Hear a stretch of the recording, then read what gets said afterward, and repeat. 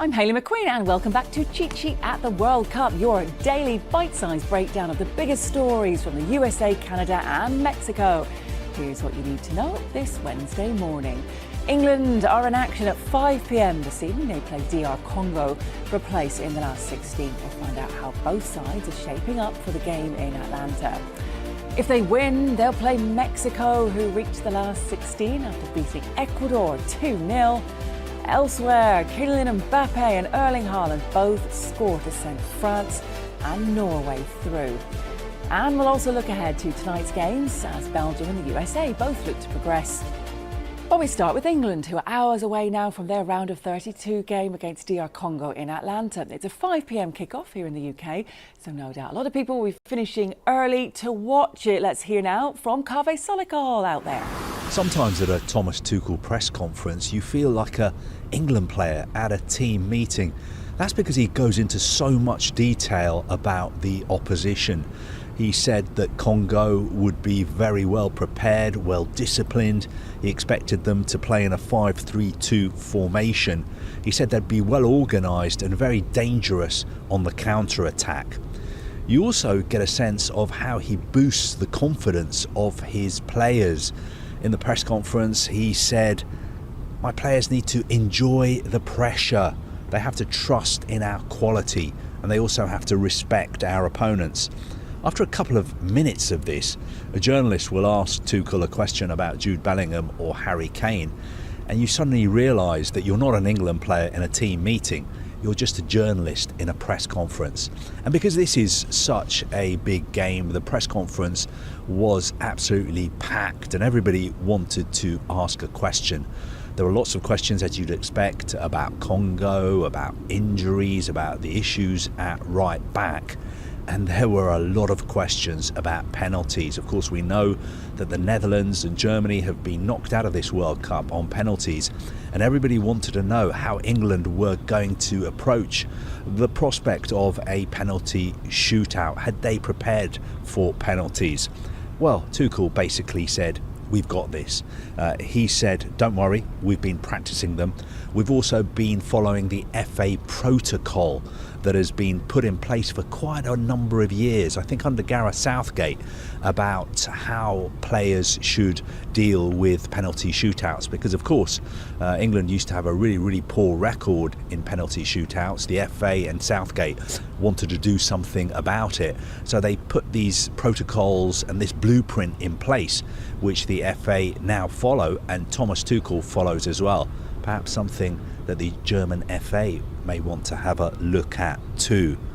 Tuchel was also asked quite a strange question from a Spanish journalist about Jude Bellingham and James Bond. I don't think Tuchel knew what the journalist was talking about, but basically the backstory is that Jude Bellingham appeared on the James Corden show. He was interviewed, and during the interview he said that he loved James Bond. He'd watched all the James Bond films, and his dream one day was to become an actor and to become James Bond. Tuchel didn't know any of this. He laughed it off, and he also laughed when the Spanish journalist suggested that if the game against Congo was a James Bond film, it should be called Die Another Day. Well, what about England's opponents tonight? There are some familiar faces in their team, including West Ham's Aaron Wan-Bissaka, Sunderland's Noah Tariki and Newcastle's Yohan Wissa. Gary Cottrell's been with them ahead of the match. Sebastian Desabre under the kind of scrutiny, the kind of spotlight he's never been under before. He was a florist. He's known as the florist, actually. That's his nickname. He was in the world of growing and selling flowers before he came a head coach, and he's certainly doing a good job at DR Congo. But despite being under the spotlight, despite DR Congo being in the knockouts of the World Cups for the first time ever, he was a pretty cool customer. Hot outside, but he was relaxed and calm in the news conference. He said, of course, England are the favourites, England in the top 5 FIFA rankings, DR Congo not even in the top 40, but he says they're prepared, they're confident, and they believe that if they play the right game, if they play their cards right, was the way he put it, they've got a chance of doing to England what they did to Portugal earlier in this tournament, and at least hold them to a draw. He said that they've got the hopes of a nation on their shoulders. They're not here as tourists.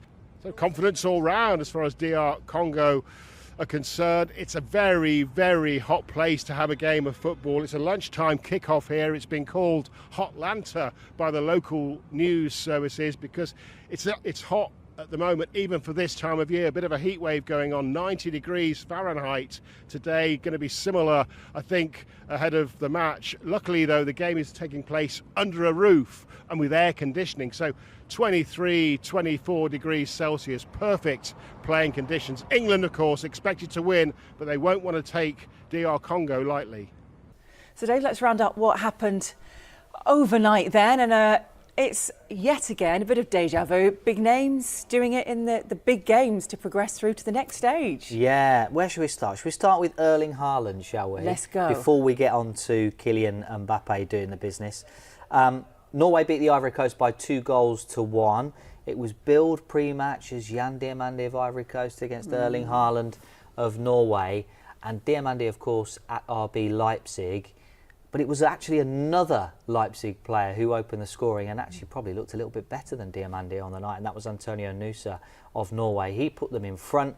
In the second half, Amad Diallo comes off the bench for Ivory Coast, equalises, really well-worked goal, and he ended up finishing that into the corner.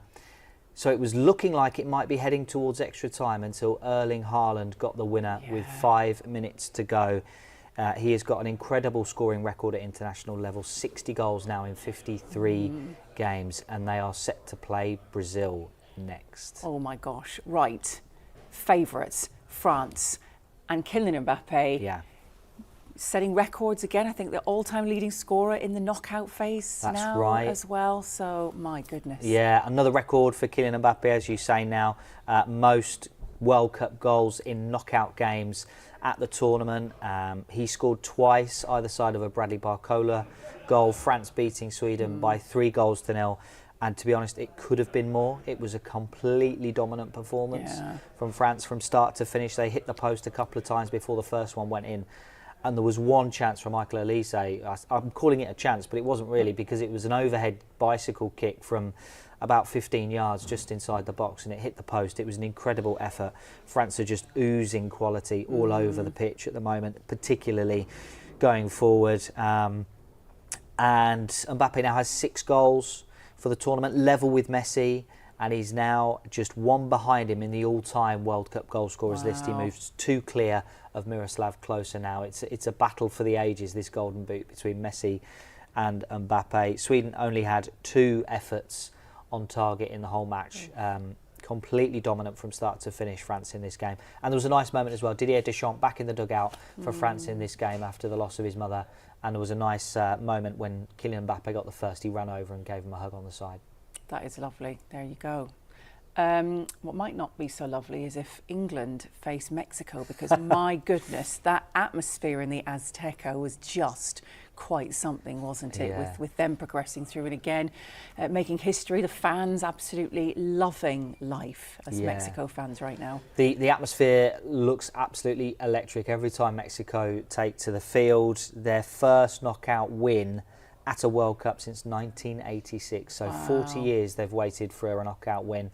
They didn't make it out the groups 4 years ago, and before then it's really been the last 16 where they have not managed to get through at all. They beat Ecuador by 2-0, and they did all the damage in the first half. Jose Quinones put them ahead, right foot shot, really good strike into the top corner. Raul Jimenez then made it 2-0 before half time, and that kind of attacking performance in the first half was replaced with a little bit more defensive nous in the second. Ecuador were given lots of possession, but they couldn't find a way through, and Mexico looked pretty comfortable in the end. Towards the end of the game, Arsenal defender Pierre Hincapié of Ecuador was sent off.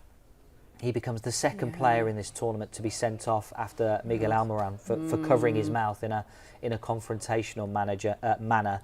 He got into a bit of a row with the Mexico player Santiago Jimenez right at the end of the game, ended up saying something covering his mouth, and it was flagged by the VAR to the referee on the pitch, and he was given a straight red card. Also an hour delay to this match because of a thunderstorm. And so now Mexico will play either England or DR Congo? Oh, which is of course what we're building up to, because it's very difficult trying to keep on top of all these games. We're quite lucky coming in for our slot on Sky Sports News, which is where of course you can follow a lot of the action and the build up as well, which we're doing today. We got to watch the rest of the Mexico match. I woke up with a bit on the radio, caught the rest of it on our screens when we came in here. But today, finally, England kicking off at a lovely time where we don't have to wake up at silly o'clock, right? 5 o'clock, yeah. That should be amazing. I mean, all the talk about England so far has been what an amazing performance it was against Croatia, and then how they've struggled a little bit, particularly against Ghana. They managed to get the job done against Panama, but it's the sides that are going to be sitting deep against England that they have struggled to create chances against. You feel that DR Congo will be the only team left now that England will face that might want to try and do that to England. We mentioned Mexico there. They will come out and play because the expectation of their crowd will be for them to come out and play. So it'll be interesting to see whether England can put on more of a convincing performance in this game against DR Congo. But at least we'll all be awake for it. We will, exactly. So lots to look forward to, and a bit more of a break as well in between sort of the knockout phase now as well, as opposed to just the groups, and that the games are a little more spread, which helps. Yes, and last week when there were so many games kicking off at the same time, it was very difficult to keep across everything and permutations and the bracket and everything. But now we've got a slowdown, shall we say, in games. Also tonight, Belgium against Senegal. Senegal qualified for the knockouts with 3 points. They beat Iraq 5-0 on their last match day to get through. Crystal Palace's Ismail Assar has 4 goal involvements, including 3 goals in the tournament so far. He'll be one to watch. Nicholas Jackson might return for Senegal up front. They're a really dangerous side. They had a difficult group with France and Norway in their group, but they managed to get out of it. And now I wouldn't be surprised at all if they cause Belgium problems in this game. They welcome back Nathan Ngoy for the knockouts, Belgium, following suspension. Other game to look out for, USA in action overnight. Against Bosnia and Herzegovina. Obviously, the United States won their first 2 games, rampant in the first couple of games, looked really good. Ended the groups with a defeat to Turkey. It was a last-minute goal. Mauricio Pochettino rotated the team a lot. I think he was a little bit upset with the line of questioning from the local US reporters in the post-match, because he was saying that you're focusing too much on this game when we've been brilliant in the first 2 games. But as I say, they rotated the team, and the main takeaway from the Turkey game, the final match day, was that they got Christian Pulisic back from injury. Yeah, of course. So if he's able to start this game, major boost for the United States. As for Bosnia and Herzegovina competing in the knockouts for the first time, 40-year-old Edin Dzeko is likely to be leading the line for them. There we go. Wonderful, lots to look forward to. Thank you very much. That's all from us for today. Don't forget you can get live updates on all the games on skysports.com and the Sky Sports app. Thanks for listening to another episode of Cheat Sheet at the World Cup. And make sure to give us a follow wherever you listen to your podcast, or hit subscribe on YouTube so you don't miss an episode. We'll be back again tomorrow with reaction to the England game and all the others. Until then, enjoy the action. See you soon.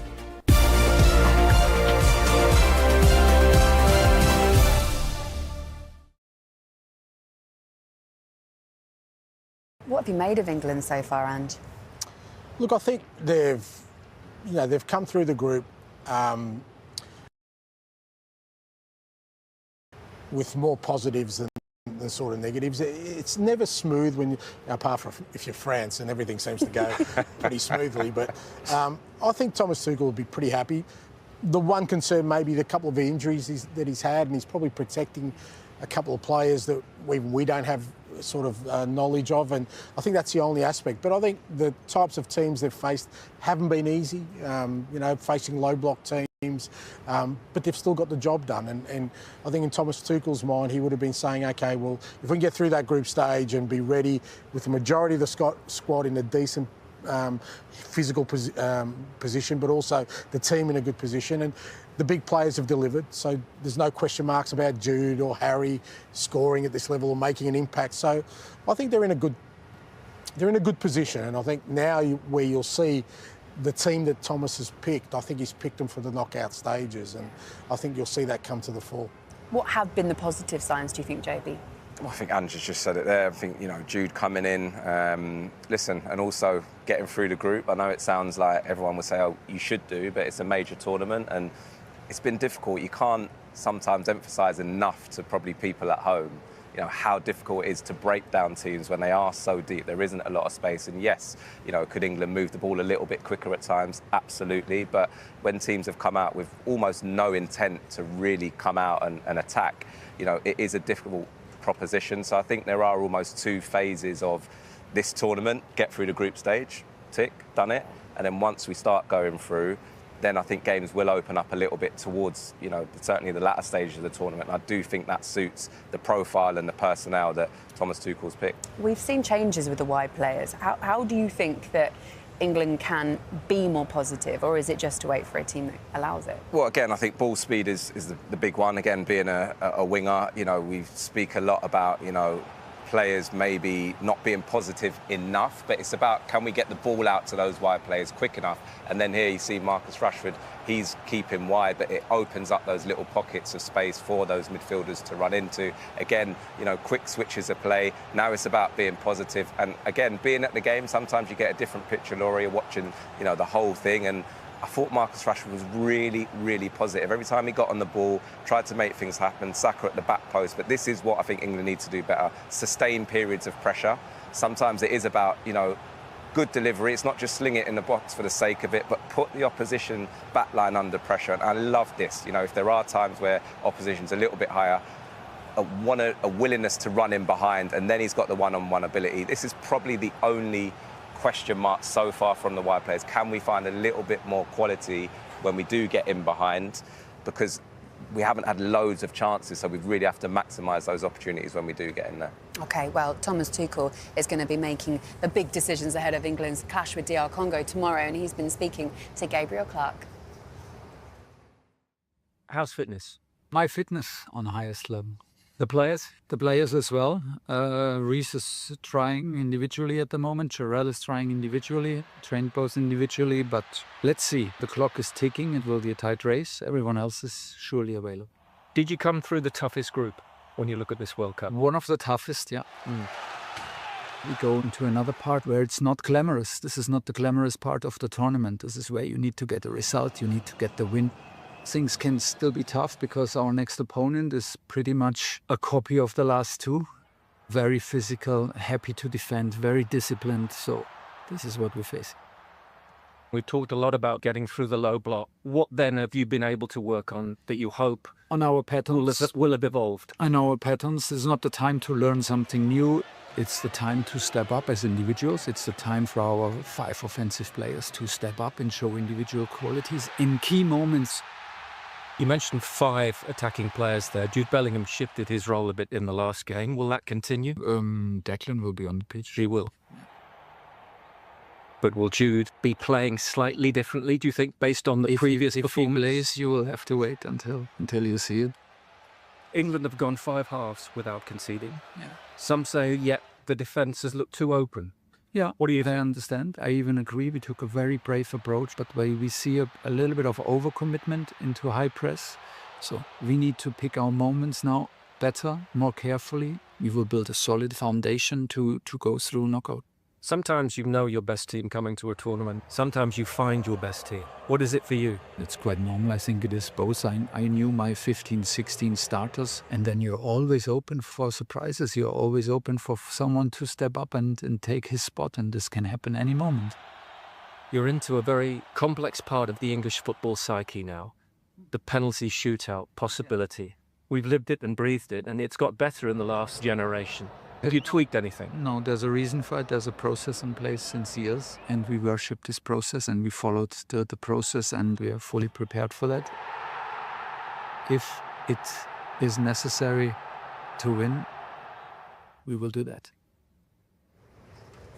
Well, Gabriel was talking about England's defence, and when you look at that Panama game, they did have a couple of chances. Their goal was chalked offside by a very small amount as well. Was it concerning for you at all, JB? I think that's the balance that Thomas Tuchel's trying to get. And again, I think there's a lot of clamour and talk about committing more bodies forward. But, you know, when you're playing at this level, you know, Ghana in particular, the pace they had on the counter-attack and the transitions was huge. And also Panama, you know, had some really good forwards in terms of pace when they turned the ball over. So listen, I think he would want to tighten that up for sure. I don't think we've looked as compact when we've gone to try and win the ball high. They've probably once or twice got out a little bit too easily. And again, as you go deeper into the tournament, maybe one or two of those opportunities that these teams have had, better players are going to stick them away. So it's about getting that balance of obviously trying to supplement the attacking side of things, but not leaving yourself too open. Yeah, I wouldn't be as concerned, because I think sometimes when you play against low block teams, you almost have to invite the opposition out to create some space, and that invariably leads to some chances. I still think the key lies in what you said before, JB, is that you need to sustain attacks. Sometimes you score from your second or your third cross, or your third or fourth attempt on goal, and I think that's where the key lies for England. And to do that, sometimes you do. It's not about overcommitment. I mean, we watched Brazil yesterday, and the centre-backs were putting in crosses from the edge of the box. So that means you do need to do that. You need to be brave in the way you play. And I don't think it's as much of a concern. Yeah, look, with Congo, they've got Visser up front, who's a very clever player, and he will exploit space. I still think the key lies in that sustained pressure. When England maintain pressure on the opposition, they have the quality to score goals. And when you score goals, that's what changes games. So you wouldn't. How do you think Thomas will approach it in terms of, we saw like a little bit of a change at the back in terms of the defence in a back three in the last game against Panama. Do you think he will stick with that or change it for DR Congo? Look, I don't think he'll change it too much. I think he'll try and keep some sort of solid foundation. He spoke about, obviously, if Declan's in there and Elliot Anderson is in there, you've got your solidity. It doesn't matter who you play at the back, because they're both going to protect that back four. They both have the capability of breaking down play. So you've got that, and then that allows your forward players to be a bit more adventurous. Yeah, the one thing I think with the England setup at the moment, which I guess is a big question mark, is the fullbacks, because that's where, again, you can get some of that attacking variety, and that's where it hasn't been consistent, probably because of the injuries they've had. Is it too early, Ange? One more for you. Is it too early to start looking at England's performances and comparing them with teams like France, who, as you said earlier on, have made everything look quite easy so far? No, the last thing you want to do is compare yourself to France. But we will, as England fans. At some point. But no, because I think what the ideal is that you build yourself into tournament, you run your own path. And I think Thomas Tuchel, I think, has done a really good job of saying, well, I know the team I've picked, I know why I've picked it, and I've picked it for a certain type of game, and that is coming. Now, these low blocks won't exist the whole way through. And when they get through these low blocks, they're going to meet, whether it's a France or it's a Brazil or whoever they meet in that sort of final stages, the game will be a lot more athletic. It'll be a lot more open.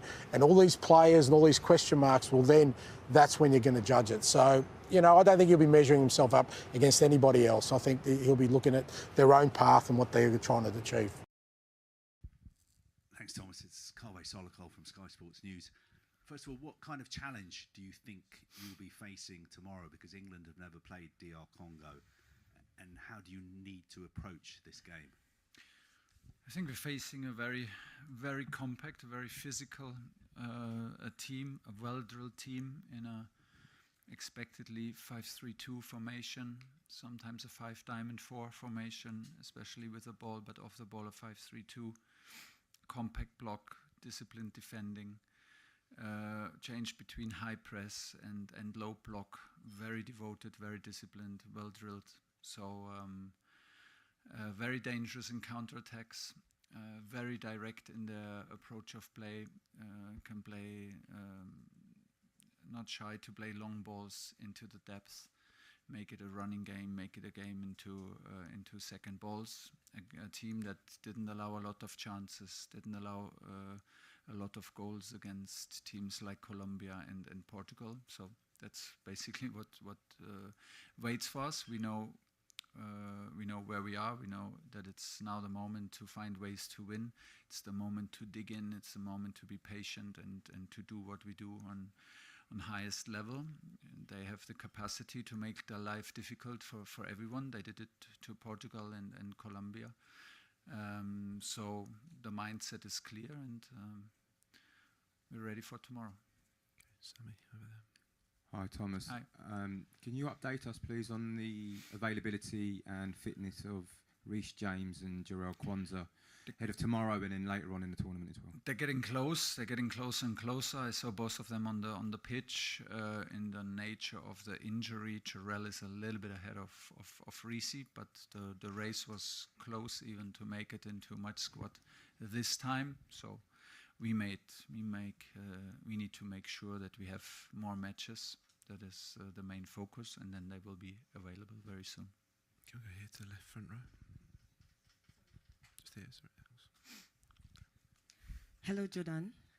Kalista from Nigeria. So, England are famously known not to be too good when you talk about penalties and knockout stage. But you were in goal when England first won their penalty shootout in 2018 against Colombia. And now we've seen great nations like Netherlands, Germany being knocked out. Are you guys practicing for penalties against DR Congo? They knocked out Nigeria.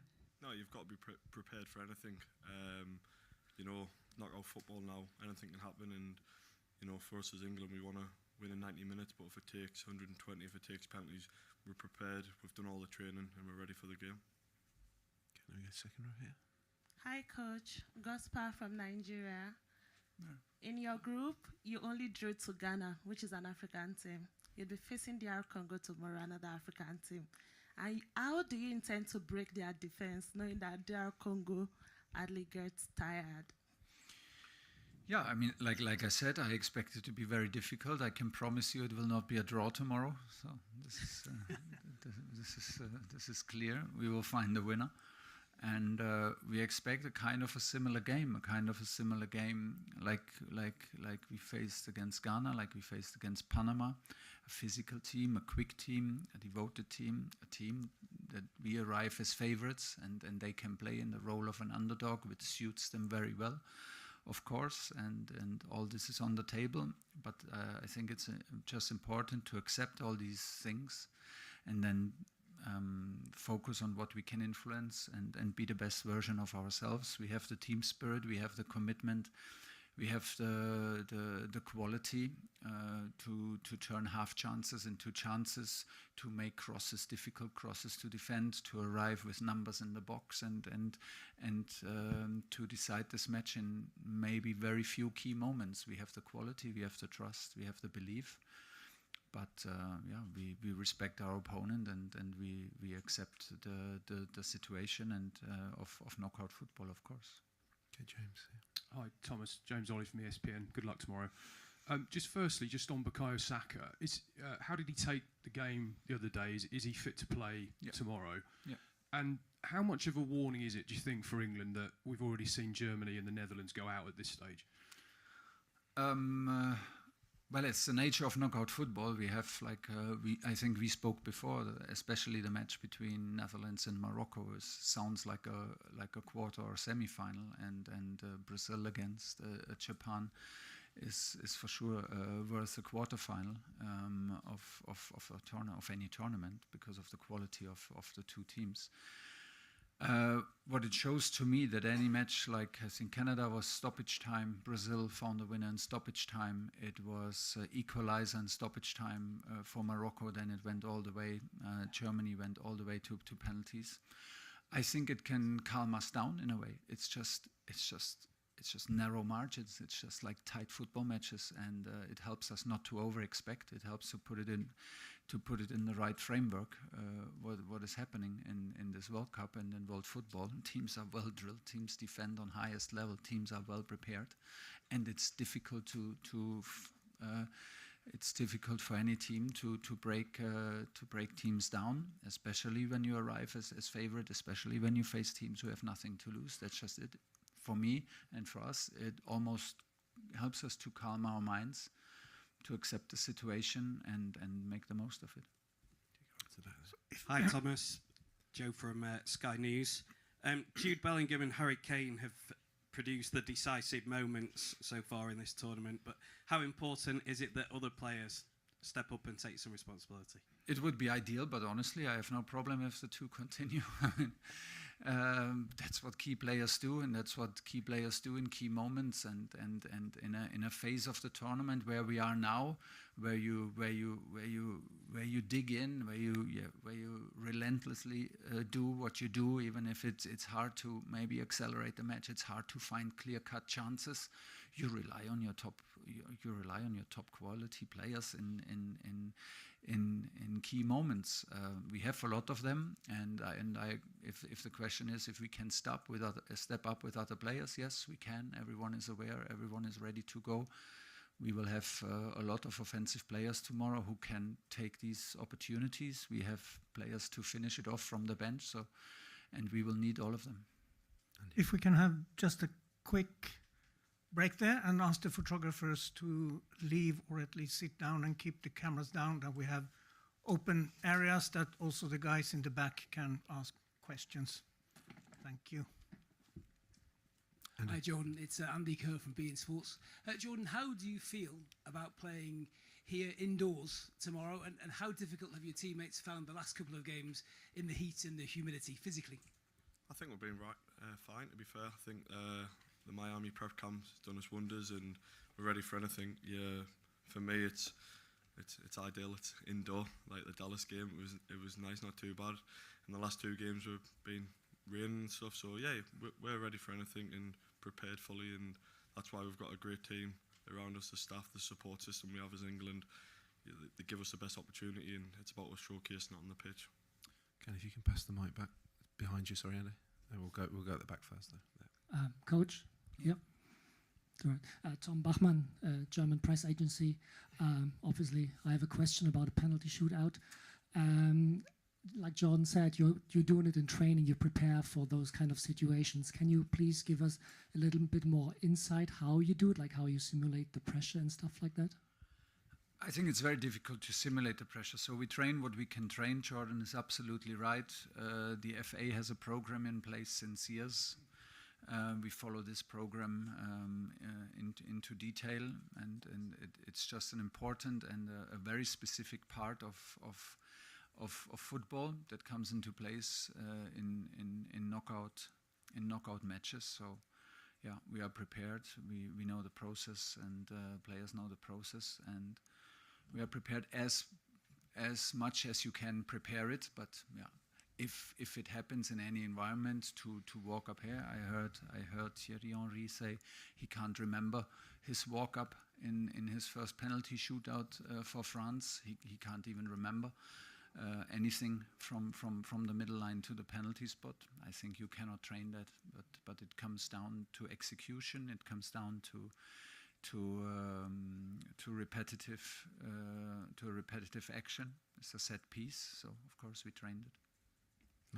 Thomas, Matt Lawson from the Times. You said earlier in the tournament that you rather hoped that your team were entertaining all these people in the pubs back in the UK. Yeah. Tomorrow is an opportunity for the younger fans to watch England, perhaps the ones that haven't been allowed to stay up and watch. What would your message be to them, and how much would you like to entertain them? We love to entertain them. Maybe we need to define entertainment. We don't know what's coming. I don't wanna ruin expectations. Of course not. Everyone wants to play exciting football and front foot football, but like I said, it can also be entertaining if you feel the spirit and the energy of the team, and hopefully everyone who is allowed to watch tomorrow, because they have to go to bed early normally. So hopefully they feel the spirit. Hopefully they feel how much it means to this team. I see it every day. I feel it every day, and hopefully we can transmit it through the TVs and make them proud and happy. James Robson. Hi Jordan, James Robson, AP. It seems from the shootouts we've seen so far that players are almost being psyched out in terms of the amount that are actually just missing the target completely, being psyched out by the keepers. Is that part of your preparation to do that? You know, if they're missing pens, that's good for goalkeepers, and everyone. I would say everyone's different. Every keeper's different. Everyone's got their own routines, own preparations for it. So yeah, we've got our routines, and you seen last night with Bono with his save. It's a different save, and he put him off, and that happens. But that's football. Everyone's different, and like the manager said there, it's high pressure. and it's about execution and repetition, and that's what we're prepared for. Hi Thomas, Mike Keegan from the Daily Mail. After the Panama game and Jarrell coming off, you said you would have to find solutions. Obviously Jarrell, you've just said, and Reece aren't going to be ready for this one. Are you confident that you found that solution? And I don't expect you to tell me what it is, but what gives you confidence if you are? Well, first of all, I trust my player. I see them since weeks. I pick them. And that's what football is all about. I mean, like you have injuries. It's not worth to be too long upset about it and focus on the problem. You find solution. This is team sport. We would love to have Reece with us. We would love to have Jarrell with us. But they're injured at the moment, so other players will step up, and we will push this over the line tomorrow as a team, no matter what happens. Back row. So, from Stuttgart. Abdullah Bektemir of Championnat.com, journalist from Uzbekistan. So DR Congo, mostly in this World Cup, they're playing, as you mentioned, 5-3-2. But the last game against Uzbekistan, they've chose the 4-4-2 because they have to win. Are you prepared for both of scenarios? Because before in the qualifying they played 4-4-2, and this World Cup they've changed 5-3-2. Yeah, absolutely right, and we're prepared for both. I still believe they will start in the 5-3-2 and to start the match, but we are prepared for the 4-2-3-1, 4-4-2 once they chase a goal. Go here. Hey Jordan, I'm Lowton Supersport. I mean, I'd love to know, maybe from the lads, have you guys thought about the weight of obviously the nation back at home, 60 years without winning the World Cup, and what would it mean for you as an England player to win the World Cup? Yeah, it's everyone's dream, everyone's goal in life. Representing England every time you put the shirt on. I'm so proud as a English fan to put the shirt on, and every time I put it on, I'm passionate. And yeah, that's our dream. But you know, you've got chapters along the way. You've got our first task, obviously Congo tomorrow, and that's all we're focusing on at this moment in time. And we're dreaming for that later. But first and foremost, it's about Congo and not looking past them. We've got to get the job done tomorrow and be fully prepared like we are and ready to go. Go here in the middle. Yeah. Hello, Chris Matanta, Leopard Foot, Congolese media. I don't know if you're able to answer in French. That would be perfect, but it's all right. Je suis pas sûr. It's all right. It's all right. It's okay. Okay. What is, according to you? You ask in English? I'm going to ask in English. And you want me to answer in French? Why not? As you want, as you want. The question is simple. According to you, what is the main threat coming from this DL team? Because, you know, there is a lot of players, Congolese players playing in English Championship, yeah, Premier League, so maybe you know few. So according to you, who is, or what is the biggest threat? Physicality, counterattack, directness, and they already overachieved. So we know, you know, maybe I know from experience what it does to a team if you're already in the moment of overachieving. So they have genuine belief in what they're doing, and that makes them a difficult team to play against. We are aware of that, and we will try everything to beat them. Okay, right at the back there.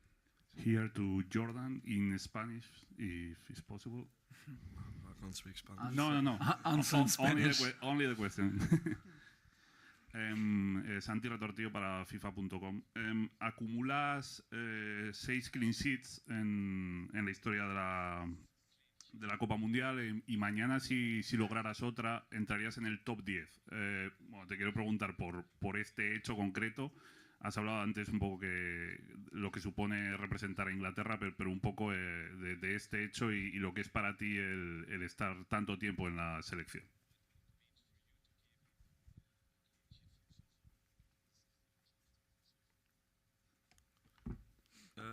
Yeah, I think for me, you know, the records, it is for me for clean sheets, but I've always said it's a team game, and you know, you see a lot of hard work. You know, if it's Harry up top, the full 11, and the lads who will come on the bench, we all work hard to keep the clean sheets because we know the ability we've got going forward. So the clean sheets look good for me, but I've always said it's a team game and it's a team effort to get them clean sheets. So I don't take too much credit for it. And yeah, I think it means everything playing for England, like I've just said there, and you just keep going, yeah. Can we go in the middle here next? Mister, Cristian Pinzón, Caracol Radio, Colombia, la pregunta en español. En el inicio de estos 16avos se presentaron dos sorpresas con selecciones europeas como Holanda y Alemania. ¿Puede tratarse de un tema coincidencial o de un tema de confederación que de pronto las selecciones europeas, algunas condiciones climáticas, también les está costando un poco en el juego, caso Alemania y Holanda?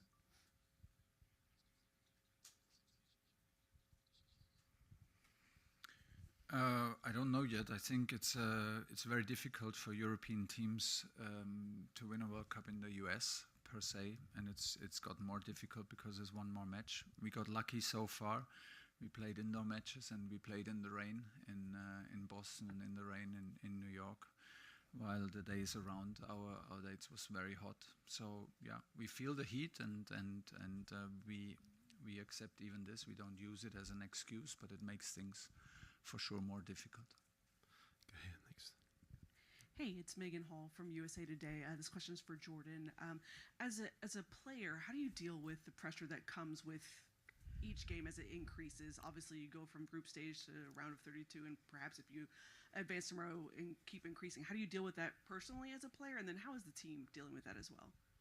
Yeah, I think the team deals with it fine. I think we've all experienced enough club football. People win Champions Leagues, FA Cups, League Cups, everything. And for me, I've been in 5 major tournaments now, so the pressure, you've got to enjoy that pressure. Everyone's different. People might get a bit nervous, but it brings out the best of us. And for me, I feel like it's always brought the best out of me in pressure situations, and people's got to step up, and that's what I think we do as England. There you go. Thanks.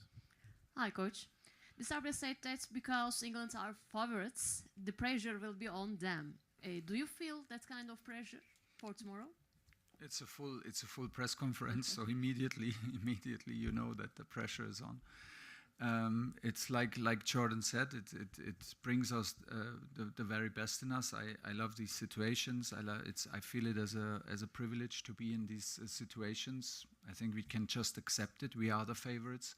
We play against our very own expectations. We expect from us to go further than round of 32. That's just how it is. So why would our fans not expect it? Why would the public opinion not be the same? That's just what it is. We prepared in the best way possible, in a completely normal way. Like there's no extra need. We don't need to do extra stuff. We just need to be the best version of ourselves. We don't need anything extra now in these stages. But trust and believe in ourselves. We have what it takes, and of course tomorrow, do you accept and respect the quality and the format, the quality of the opponent, the format that anything can happen. That's why we love this match. So we just accept the situation as it is and go from here. We have a fantastic group, experienced group. Of course we're nervous and of course we feel the pressure. Epic from Raja, Eric from Radio Africa. What do you think of Wissa? He scored 2 goals right now in the World Cup, and obviously you've played him in the Prem.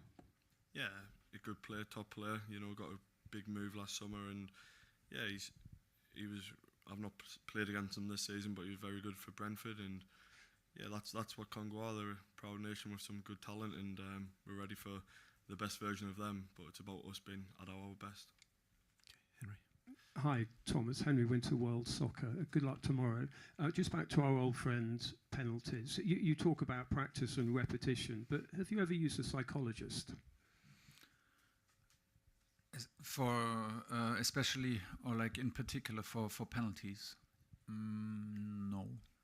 We have a psychologist with us in camp, but the process of penalties is in place since many years and very successful in place since years. So we follow that protocol of the FA. Right at the back there. Hi, Coach. Albert Hernández from TV Spain. Le pregunto en español. Okay.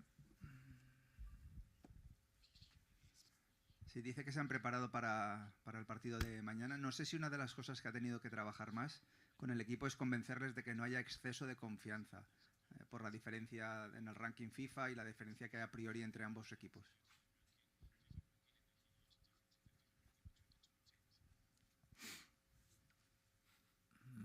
I think you can feel from the way we speak and the way what we know about Congo and how we prepare. There's no % of overconfidence in how we approach this game. We expect from us what we expect, but we respect the opponent. We know about the quality. We are prepared.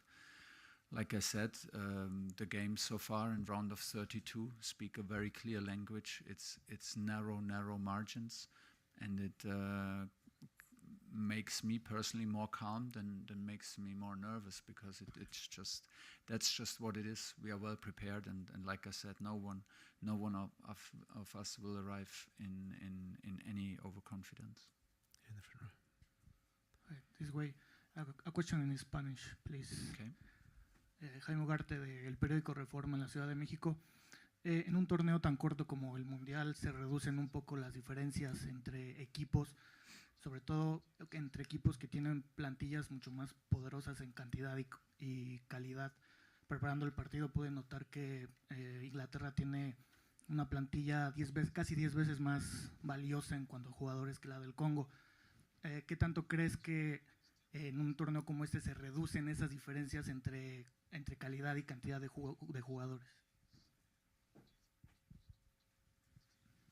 Yeah, they're clearly reduced. They're reduced to 90 minutes, 120 minutes are a penalty shootout, and clearly, I'm not the first one to tell you, in any match of football, anything can happen. And the roles are clear, like you said, and this is just a narrative.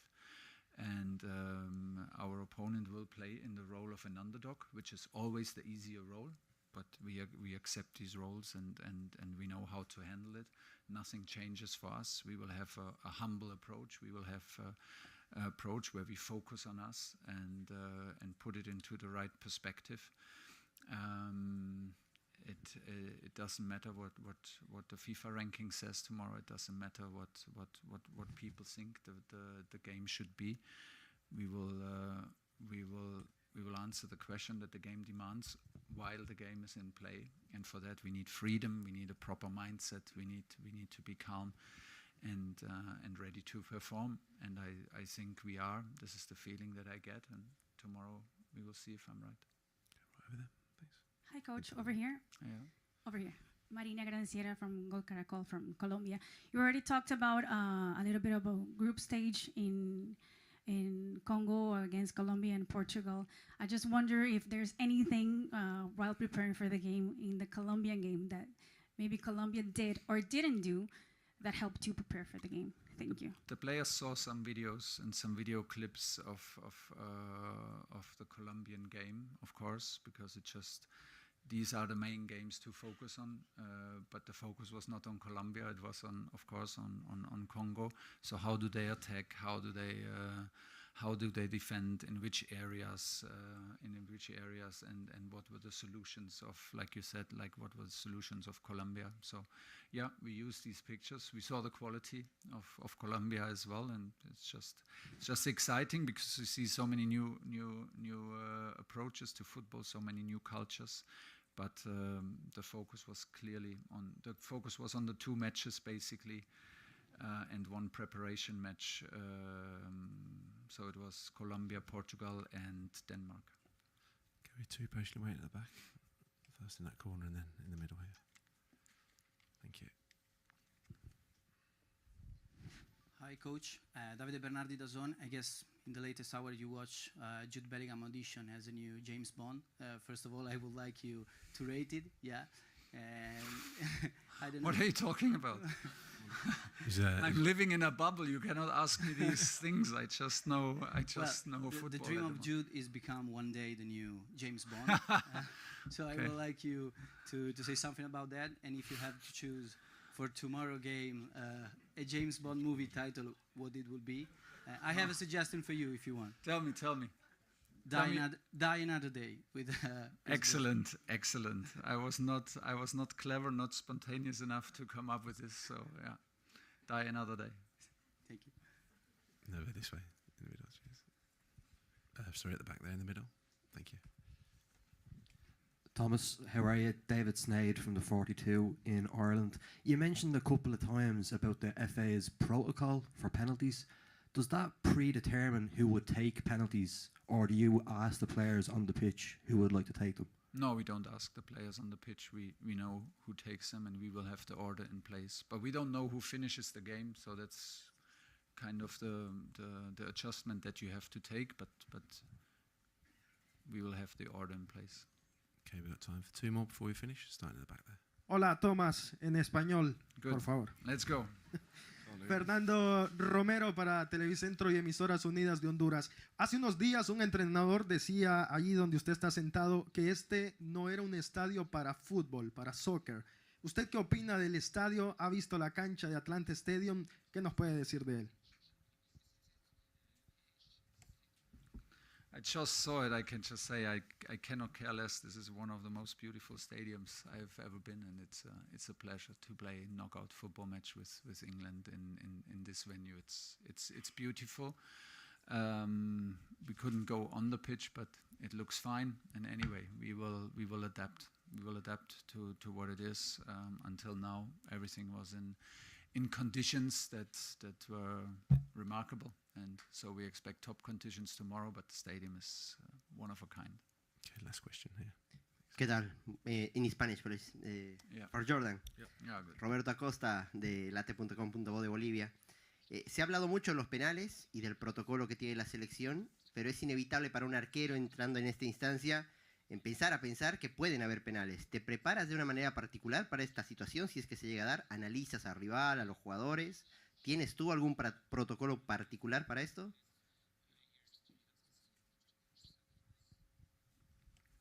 Yeah, I've been working quite well, quite a lot on my technique and the diving side of things. And this evening, we'll probably have a little meeting with the keepers and just do a bit of work and close it off then. But yeah, it's just same protocol, like the manager said, that's been in place for a few years, and we'll keep continuing to do that because the record's not been too bad over the last 6 to 8 years. Thank you very much. Thank you so much. If I may ask you to stay seated until we let the Jordan and Thomas get out of the room. I hope to see you all again tomorrow at the game. Thank you. Thank you. Reece James a doubt by the sounds of things, but Declan Rice fit. What do you think that means? Tell everybody at home how that three midfield lines up. I think he's going to play probably Anderson a little bit deeper, and then obviously have Rice maybe and Bellingham obviously slightly in front, which I think leaves probably one of the strongest midfields that you could possibly have. I think we've always been confident in that.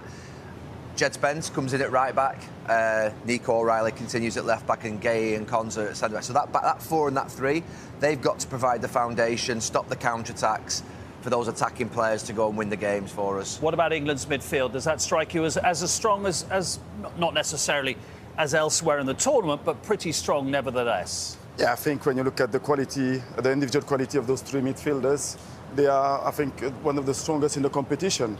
And it's true that to have those three players with that allowed Declan Rice to be a little bit more going forward. But I think we were talking early on about how England had too much offensive transitions. And I think there's a lack of balance. I think to have Declan Rice to stay a little bit more to help on those transitions can give England more solidity. I think, go on, Gal. Would you swap the English midfield for the French midfield?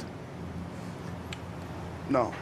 You would have Rabiot and Toumani in front. You would have them two in front of Rice, Anderson, and Bellingham. I will choose those English midfielders in front of the French midfielders. Oh, yes. Oh, you would? Okay, you choose those? I will choose the English midfielders. Ian, this is why Thomas Tuchel has paid the money he is, isn't it? It's not, get out the group you're expected to. Friendlies are friendlies, qualifiers are qualifiers. This is it now. This is why he's on the big bucks. So we're going to see what he's made of, aren't we? Yeah, because this is where the test will come from. This is where the fingers will be pointed. But I just hope that Jude can still play the position that he played where he was so involved in the game, because I think that as long as he's involved in it, then he can really affect the game like we saw him do the other day. But all that aside, what's going on with the midfielder, our front guys have to start playing. Our wingers, this team is dependent on the wingers. and they just got to get going, and that's what we need more than anything else. Their form to go to another level. Yep.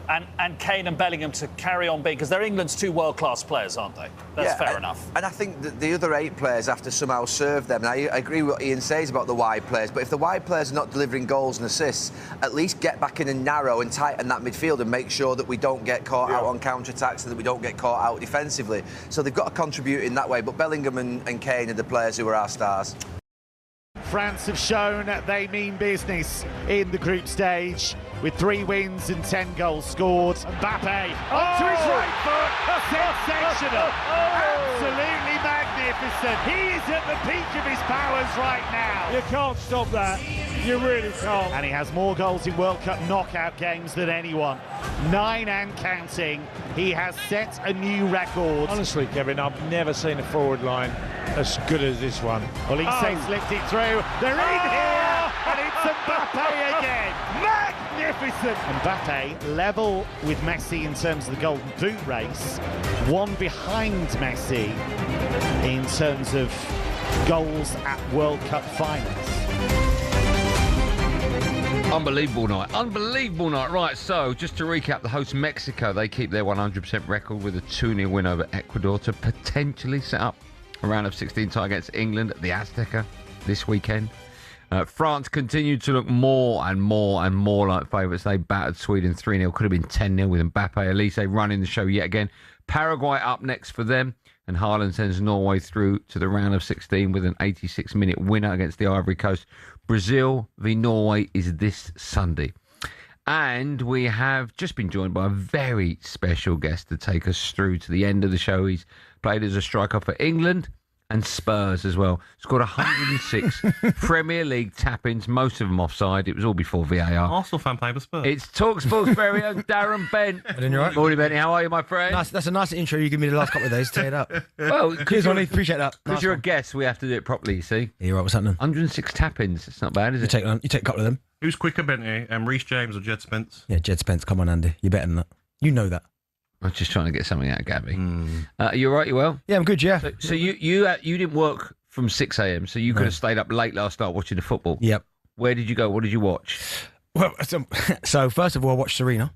Oh, right, okay. Yeah, You and I were chatting last night. Yeah, so I had like 2 screens on Norway game and Serena on, and then I watched obviously France do what they do, which is Let's start scary. with them. Let's start with France. They look horrifically good, don't they? Yeah, do you know, I still think you can get at them. I think there are gaps at the back to have a go at France. Like Sweden had enough chances, but going the other way, I don't know. You can't stop them. So you're going to have to either bank up 2 banks of 4, everyone get behind the ball, or go, do you know what, we're going to have to just try and get in front and just try and hold it, because the way that Mbappe's playing, and me and you've had the discussions before, you've always said Kane, I've always said Mbappe. When it comes to World Cup football... I don't?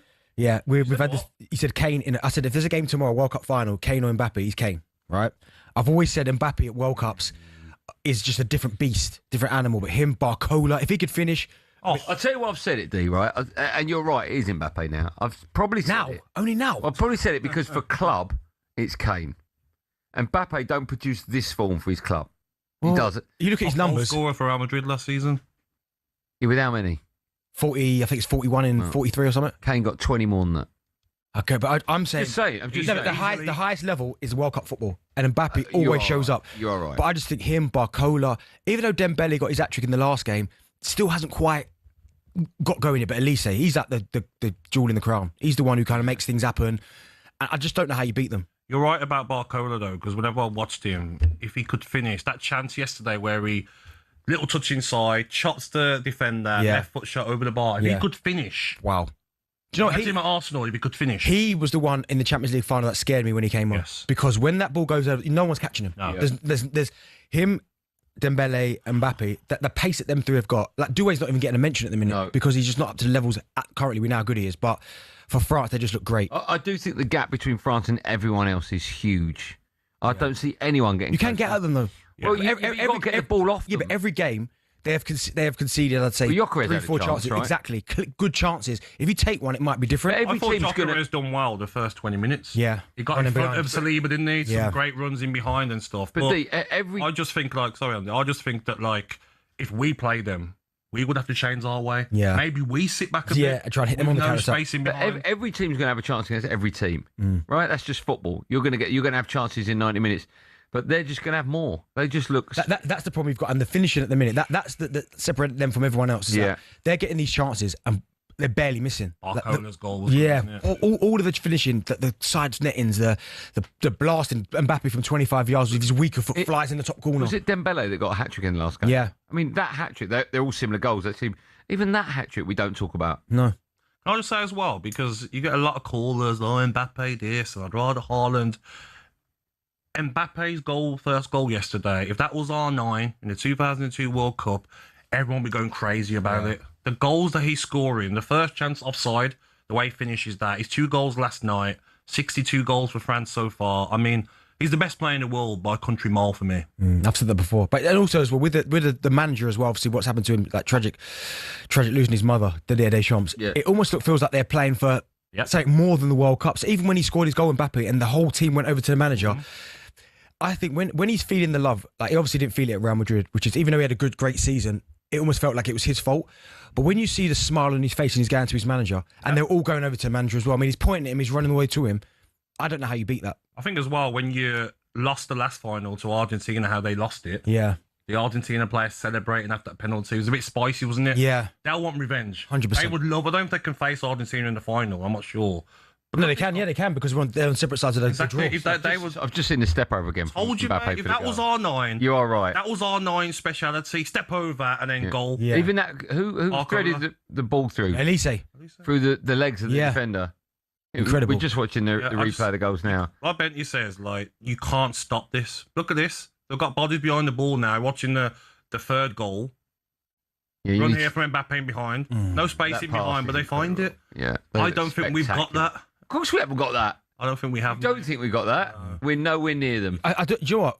In midfield though, that if England play France, like listen, France are the favourites by. It's just not close in terms of the quality of the squad. But the midfield battle will be interesting because I think our midfield could give their midfield a run. Tchouameni, Rabiot, Kone. Kone. I think he can go up against that. I agree. Left back as well. Yeah. I love Digne, but I think left we'll back. get mauled. You could get at Digne at left Yeah, back. 100%. Come there, right back. I think we get mauled if we play them. No, I don't think it. We did it in the last World Cup. We're questioning whether we're going to beat DR Congo tonight, and you think we're going to beat France? Yeah, but that's more to do with That's more to do with the well, not so much the climate because I think it's in an air-conditioned stadium, but that's more to do with just the situation of the game and stuff. But those quality, I think England will raise their levels when they play against France. They'll probably still get beat. Do you think we can beat France? Anyone can beat anyone. Do you think we can beat France? I watched Cape Verde draw with Spain. Yes, I know, but that was the opening game in the World Cup. Still. Do you think we can beat France? I think we can, but I don't think we will. Well, Andy, like I said earlier, the first team to open up against England, Rashford will fancy his chances against Conde. If you've got Saka, maybe a bit better fitter, or Madueke, whoever it is, will fancy their chances against Digne, a left back. And Rashford knows Kunde. We've just spent a season with him. Exactly. It causing problems. Well, let's move on to tonight's game because elsewhere, Mexico, they kept up their 100% I don't want to play them record in either. the dizzy heights of the Azteca, 2-0 win over Ecuador. So if we win tonight, we face Mexico in their beloved Azteca in the early hours of Monday morning. It'll be Sunday night for you and me because that means we'll be in New York.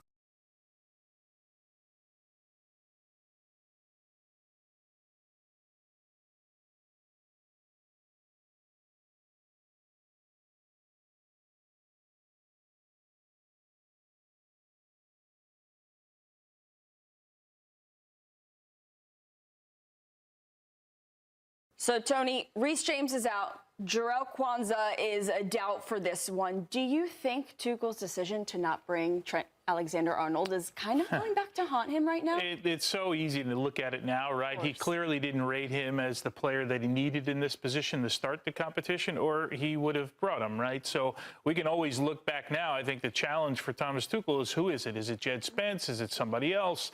We'll always go back with injuries and go, okay, this guy should have been here. We're going to go back to the lack of creativity in this team and go, oh, we should have brought in Phil Foden or, Cole Palmer or somebody like that. Like, we're always going to look.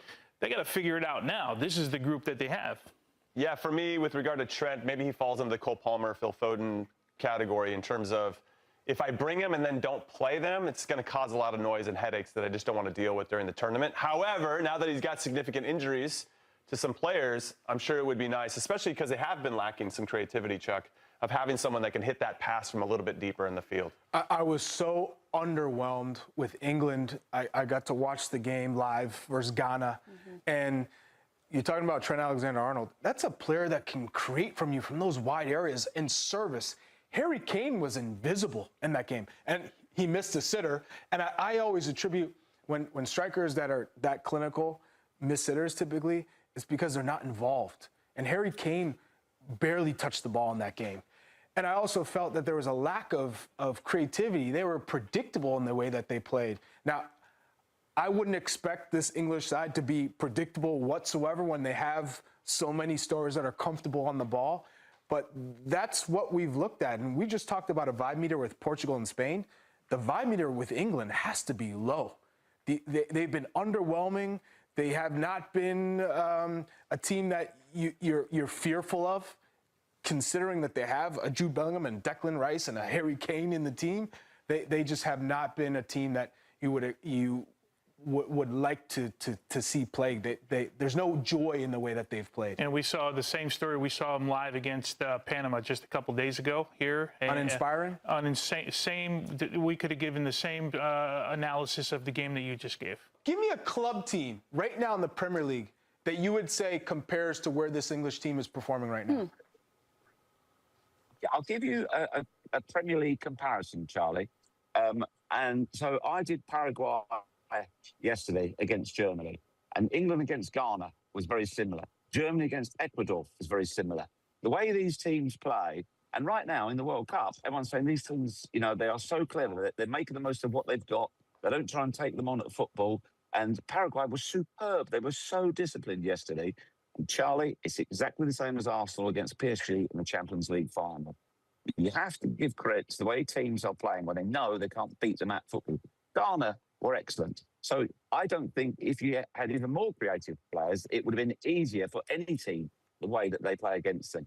But Thomas Tuchel, when I did ask him about this after the game the other day, he said, we can get better and you will see the real England when we play teams in the knockout stages, teams that want to play and want to win. So I do think you have to respect the opposition when you're analysing all of these games. All right, so Jeff, let's talk about the right back situation. Do you feel like there'll be any regrets for not bringing in Trent Alexander-Arnold from Thomas Tuchel's perspective? Yeah, Jimmy, as Tony said, hindsight is a wonderful gift. I mean, don't forget, Ezri Konsa can play there, but we don't know. The mysterious one is the fitness of John Stones. What's happening with him?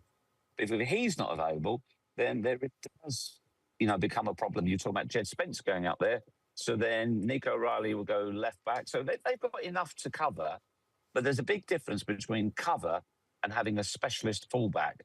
And it's not so much creativity that they're missing in the fullback position. When you're playing converted centre halves, there's no overlaps. There's nobody getting done. There's no relationship between whether it's Rashford or Saka on either side. There's no relationship with the fullback getting past them. There's none of that triangle. So that's where England are lacking at the moment. This England team is still finding its way. It's still yet to settle down into a pattern and relationships to form on the pitch. So we're waiting to see that. And in the next opponent as well, it's going to be very, very similar to the Ghana game, similar to the Panama game. They will throw a blanket over the whole thing. It's up to England to find holes and pick the way through. Jeff, is there a word to describe what England's done so far? I mean, I was using the word the other day, uninspiring. I mean, we watched, as I mentioned, we were at the Panama game. They were uninspiring. I thought Rashford was okay. Elliot Anderson's passing range is great, but the game was in front of him the whole time, so I thought it was fairly easy for him. There were a couple of Jude Bellingham we picked out in that game, but outside of that, they were fairly uninspiring against Panama. But is there a word you would use? Perspective is the word I'd use, Tony. Okay. They won the group. They went through. They're unbeaten. I thought the best... I agree with what you're saying, but they beat Panama. So is it how or how many? What is the game here? Mm-hmm. And now, this might come back to haunt them later if those patterns continue against better teams, but you can only beat who's in front of you. So their best half easily was the second half against Croatia, and the way that Tuchel took the team talk at half-time, said, come on, guys, relax. You've got to play a certain way. But the vibe in when we do the flash interviews, particularly around Harry Kane, he's very, this sounds daft in some ways. It's not just him saying the right words, but he's literally bouncing between interviews. And there's a lot of demands, as you guys know, you've all done this as well, and you, Claudia, of course. There's a lot of demands, a lot of the time the players, oh, I've got to go and do that interview, that interview. They're not. They're happy to talk to everybody. There's a good feeling within the camp. And the camp itself is fairly upbeat. Whenever I've seen, they'll stop and have a chat. They're quite positive. It's as though they've built a shield around them. And you guys, again, you know what it's like to be in camp. You've got to ignore all of the noise especially outside. if it's so negative, for instance, Jeff. You said to well, exactly, and I'm curious, exactly, Jeff, because exactly. you brought up a good point. The camp feels good. You clearly said, hey, it's about getting the job done, and we don't care how it looks. But you personally, do you feel that this team has what it takes to win the World Cup? Do you feel like by the end you could say, hey, it's coming home? Well, the way the Americans are talking, it's staying home, isn't it? So we've got to wrestle it off of you, according to the media. Charlie, the problem is I've seen France, and they are just beyond awesome. They are incredible. And when you see them up close, when you see them on the turf, their level of skill, I mean, against Norway, which a game they only needed a draw from, and I know Norway made a load of changes, so they really could have gone out there and been fairly laissez-faire. Oh, my days. They are just exceptional. And in that game, you've now got France who are having their own mini Golden Boot competition within their own team. It's just, they are scarily good. England as well, I think the defence isn't right. That could cost them. So, no, right now, they don't look like a World Cup winning team. But I think you've got to go all the way back to Brazil, was it? In last time, the team that won the World Cup won all of their opening group games. So you don't have to hit peak form right at the start of the tournament. Well, Jeff, we appreciate it. Thank you so much. We'll see you on the sidelines for your next game. Appreciate you. Look after the place for me. We will. All right. So, Charlie, you asked Jeff to use a Premier League team and describe them to how England is. And I think Arsenal is fair enough because corner kicks have been really the thing for England. They've been struggling to score in open play, but when it comes to set pieces, that's where they have been finding some success. So maybe that's what could help everything tilt in England's favor. So that does bring us to our Enterprise on every corner section presented by Enterprise. This tournament, every corner kick goal is your chance to win a car. So England has taken 24 corner kicks and they're expected to convert over 1.5 of them into goals. They are second highest on the list, right behind Ecuador. So Charlie, do you see England pushing maybe harder in this game to get corners against Congo, seeing as how that has been working in their favor? Especially if Congo take the approach of let's be compact and defensively resilient and not giving up space, then set pieces are clearly a way to take advantage of teams like that. What also stands out to me is Ecuador. They're playing against Mexico in Azteca. The altitude, the heat. Well, one way to neutralize Mexico is on set pieces. Same thing as you saw with Senegal when they're playing against Belgium. So I fully expect England, if they can't score through the run of play, to take advantage of the corner kick situation. Yeah, I think England needs to take notes from Colombia. I thought they were excellent against Congo, and Daniel Munoz in particular running from deep. So that's where that right back spot becomes pretty apparent for England, not having someone dynamic in that area that likes to get forward and join the attack. If they get too wing heavy and it slows the play down, that's where they get a little stagnant. But if they can kind of lean on just these deep runs and just taking chances, I think they could hurt Congo in that way. Yeah, well, let's take a look at the projected lineups for both sides. Charlie, walk us through this. What particular matchups are you looking at in this one? Yeah, so Aaron Wan-Bissaka has been great for Congo. I mean, he's been dominating flanks. I absolutely love what he's given them. So Rashford playing against his former Man United teammate in Wan-Bissaka, that's going to be interesting. Also, Nico O'Reilly getting up and down. We've seen what he can do on the weak side when the ball's down here with Bukayo Saka, him crashing the box with Rashford. So I'm going to be watching that in particular when we talk about individual matchups. But the two up top, Wissa and Bakambu, my former teammate, they're going to give a lot of problems to Konsa and Gehi. They're going to be testing they're constantly making runs in behind. So they'll sit back and defend, but those two will get forward on the counter. So that's something that England will have to be watching out for. It's hard to talk about this Congo side without talking about their defense and the organization, right? Tuanzebe anchors this thing. Sometimes they get help from wide players. Sometimes they get help, and it looks like 5 in the back from somebody centrally. But they're really organized. They're comfortable being in those positions, right? This is how this team is set up. And to Jeff's point about breaking them down, I still think that they needed one of those creative guys, right? Guy to break someone down on the dribble. This will be a really, really tough test. This is not the game that Jeff was talking about, or Thomas Tuchel. Well, no, he was saying when we get to the teams that open it up, you're going to see the real England. Yeah. This is not the game that's going to get opened up in that way. Well, it's funny because when he was saying that, Thomas Tuchel, hey, we get that to knockout. What team's going to open up in the knockout rounds? Most teams are going to do this, especially if you're playing against a superior side on paper, right? In England, they have all these big names. Well, most teams are going to set up this way and say, come England, we don't trust your back line, so we're going to counter. We're going to try and play in behind you. So that's going to be interesting. Yeah, England's going to have more of the ball. They're going to drive more of the game. I think Impasi in goal is going to have to stand up and make a couple big plays, make a couple big saves. That's just how it goes. We've already seen a couple knockout round games, so the goalkeeper becomes so important if they can make that timely save. I think this one's tougher for Pickford, because I don't think he's going to be the busier of the two. And as a goalkeeper, it's always the most difficult games, right? You get balls down there for 60, 70 minutes, and all of a sudden, boom, it comes down your end. You got to make, I think he becomes a really important piece of the puzzle. Thanks for watching this video from Morning Footy. For all news and insights regarding leagues around the world like EFL, Serie A, and all UEFA competitions, both men's and women's, don't forget to sign up for Paramount+.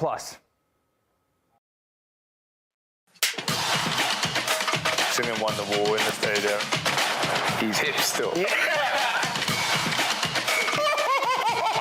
It's season, bro. I'm positive of that. Okay, cool. You look good. That's the context. Yes, I'm Andrew Mensah, and welcome to Lions Den, connected by EE. Now, the group stages are done, the calculators are away, the tables are locked, and up next is DR Congo for our first knockout game. And today I have one player who's been through pretty much everything in the England shirt, and another player whose legendary status is only just beginning. Please welcome Jordan Henderson, Morgan Rogers. How you guys doing? Good to see you, boy. Welcome back, bro. Thank you. Thanks for coming. Good to be back. Again, man. I love this bromance already. You lot just keep smiling at each other. I love it. I want to start with you, Morgan. First start on the world stage. Just talk us through that moment and what it meant to you.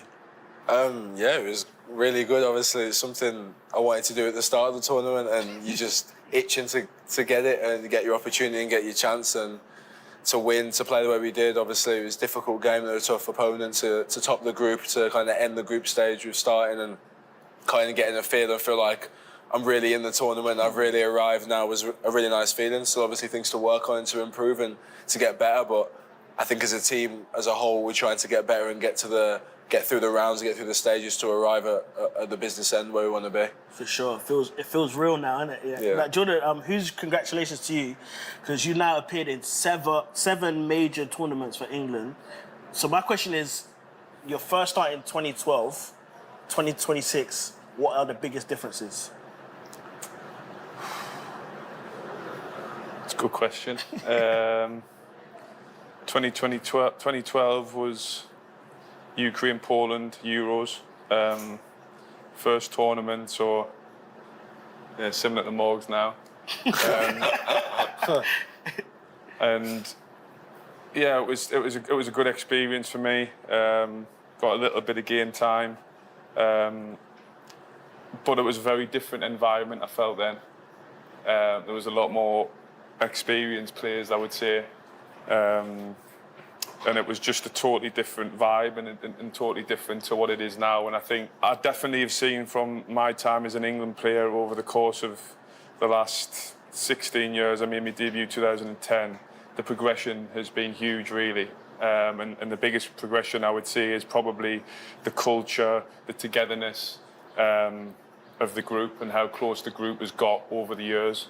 And obviously that comes with different tournament experiences, a bit of success when people didn't expect it. You gain a bit of confidence, especially around like Russia. And then from there, I felt as though we went from strength to strength, got to a couple of finals, unfortunately. couldn't get over the line. But I definitely can see how this team over the last 10, 15 years has progressed, definitely, yeah. For sure, it's mad to like be sat here with you because you're actually an England legend. So I want to know if there's one moment in your England career that kind of stands out to you. Don't be humble, bro. Like, we're giving you your flowers here today. I'm not good at that. It's got to be meeting me, isn't it? One that stands out.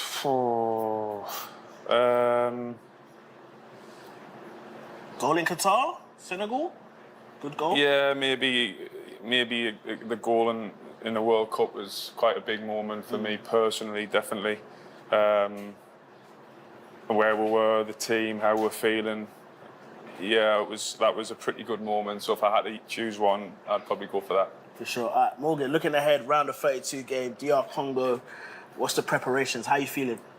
Excited. I think as a group we can't wait. I think the group stages are exciting in themselves, but when it gets a knockout, that brings the best out of people. It brings the competitive nature of our squad. It brings everything you think of, you dream of, the big moments you remember in World Cups, in Euros, whatever it may be, are always knockout games. They're always games on the line, deciders, and a bit of quality, a magic moment, and that sticks in the memory. And we've got 26 players in the squad that want to make that memory, and we're all together aligned in it. So yeah, we're excited as a squad. I'm excited personally. I can't wait for the kind of the real stuff to kick in, and it just to be winner goes home kind of thing. I think that's where you bring out the best of each other, and yeah, exciting. Sure. I want to ask you both, because it feels like this tournament, just watching in camp and being at the games and stuff, it feels like there's a real connection to the fans more than I've seen in previous tournaments. Like after every game, you guys are singing with the fans. Do you feel that connection? Yeah, I think so. I think after the games here, it's been pretty special moments, especially the two that were won. Yeah, to see the fans singing and taking it all in after a game is really special moments for us as players and England players. Because, like I say, throughout tournaments that I've been to, that hasn't always been that connection that probably is there now. And I think that's a real bonus and a real plus for this team to use that, because every game that we've played so far, the fans have been brilliant and been there to support us. And for us, it's just an opportunity to try and make people proud. People here that come and support us in the stadiums, but also the people back home that are watching. Yeah, there's not a bigger responsibility for me than trying to make your country proud back home. And this is why we're here, to try and do that. For sure. We've got a clip from New York where the England fans were celebrating after the first goal. And Jordan, you might remember a familiar face here.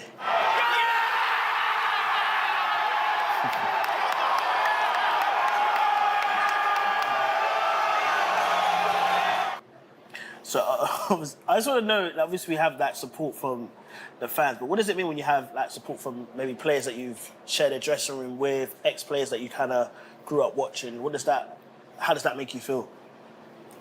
I think that's important. You know, I really feel like the players that have played for England, you know, it's when you play for England, it's like you play for a lot of years, and then all of a sudden, like, you might not just come to the next champion and that's it, and you never really see them again, and it can be I can imagine that can be quite difficult. So to keep that connection with ex-players and doing stuff, I know that the people here, the staff here have been really good at bringing ex-players back and giving them the legacy caps and things like that. I really think that's a nice touch for the ex-players to stay connected with the team. Yeah. And I think it's important for us as players to learn from them, because when we were young, you know, we were watching the telly and they were our inspiration. So I think that's really important for that connection to stay forever. Morgan, I want to talk about both of your bromance, because I feel like you was bigging them up the last time you were here. So you guys are very tight. Just tell me how you first met and just how the connection built. Actually, it was the manager's first camp. And I think he'd been out the squad a few, and it was his first one in, and I'd been to the one before. And I think he asked us a question around on a whiteboard, and he asked a question around everyone in the squad. If you had a trouble, who would you go to? and I didn't obviously know Hendo at the time. And once the answers came up, there was about 10, 12 players that went Hendo. And Jude said to me, he's gone, you'll love him, watch. Yeah. And then from that moment on, we've kind of built up a really good relationship. But it started from that moment. I remember Jude telling me, saying, you'll get on with him, you'll really like him, trust me. So yeah, it's built from there, from literally the first camp with the manager, and then every camp's just got stronger and stronger, and yeah. Yeah, so Jordan, obviously you haven't been able to get rid of him since, but just talk to me about being that player in the squad where you're almost like the go-to, that people come to you when they feel maybe not as confident or comfortable.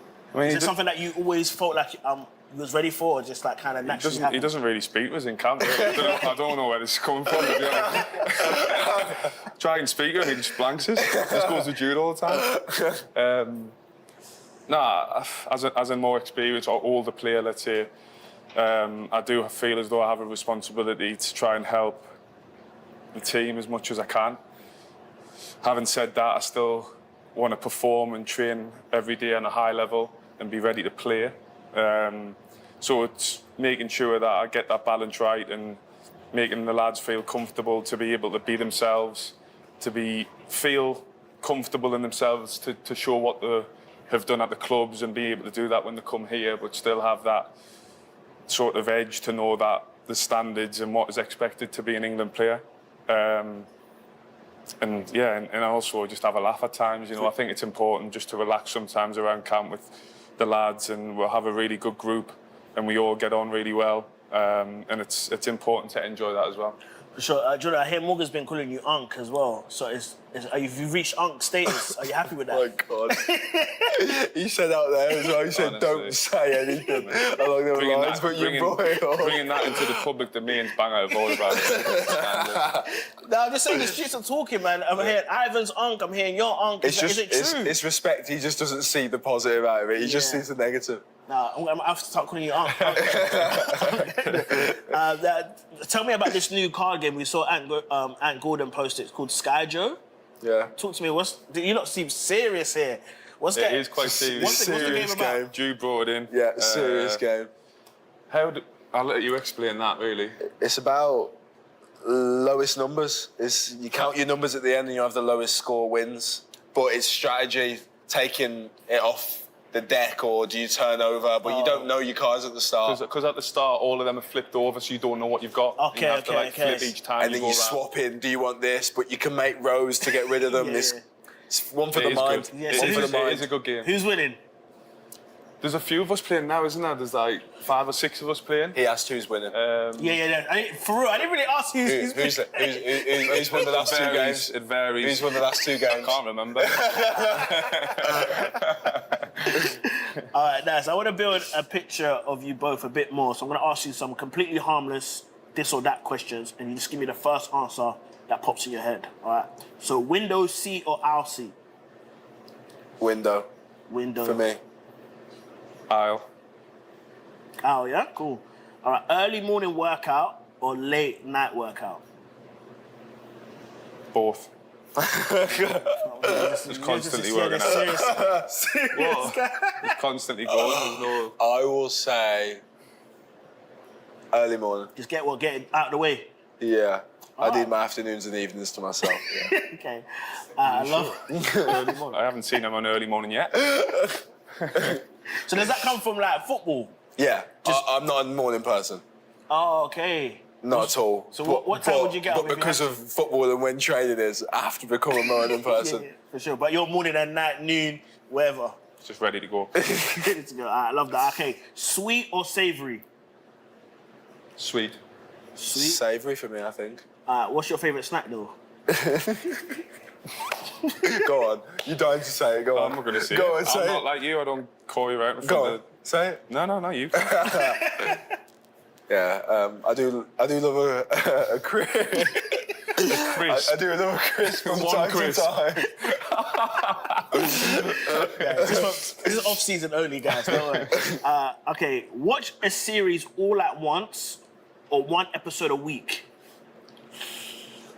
Once I'm in, I think, so I'll have to keep going. So one a week's not enough for us, I don't know. I'm the same, but probably not all at once, though, either. I need probably maybe about... one a night. Nah. Like back-to-back Back to nights. back. Just keep going.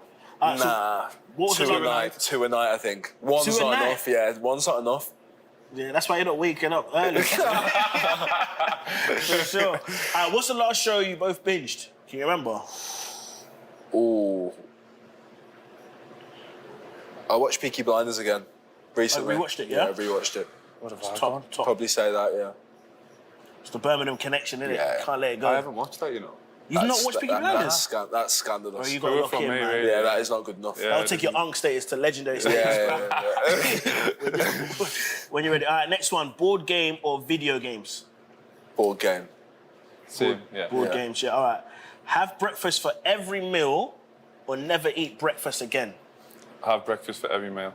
Is it? You know? But my favourite meal of the day is breakfast. Is it? Yeah. All right, what's your perfect breakfast meal? I think it would be like poached eggs, avocado on toast, with then like granola bowl, like yogurt, fruit, that sort of thing. He's a walking granola bowl, this man. He has it after every meal. Mine's never eat breakfast again. Never eat breakfast, yeah. I don't want to be awake for breakfast. We're going to start at midday. Yeah. I love that. Okay, relive one amazing day every year or skip a bad week every year? Relive what? So relive one amazing day every year. Yeah. So your favourite day in your life so far, relive it once a year, or skip a bad week every year. Relive. Relive. And what moment would you relive? Meeting Hendo. Meeting. Yeah. All right, last one. Be able to pause time or rewind 30 seconds and be able to have a do-over.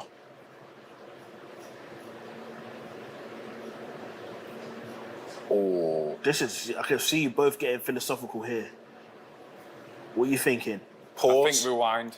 I think pause. All right, so you've gone pause, you've gone rewind. Why are you going pause? Because you wouldn't have to rewind if you could pause.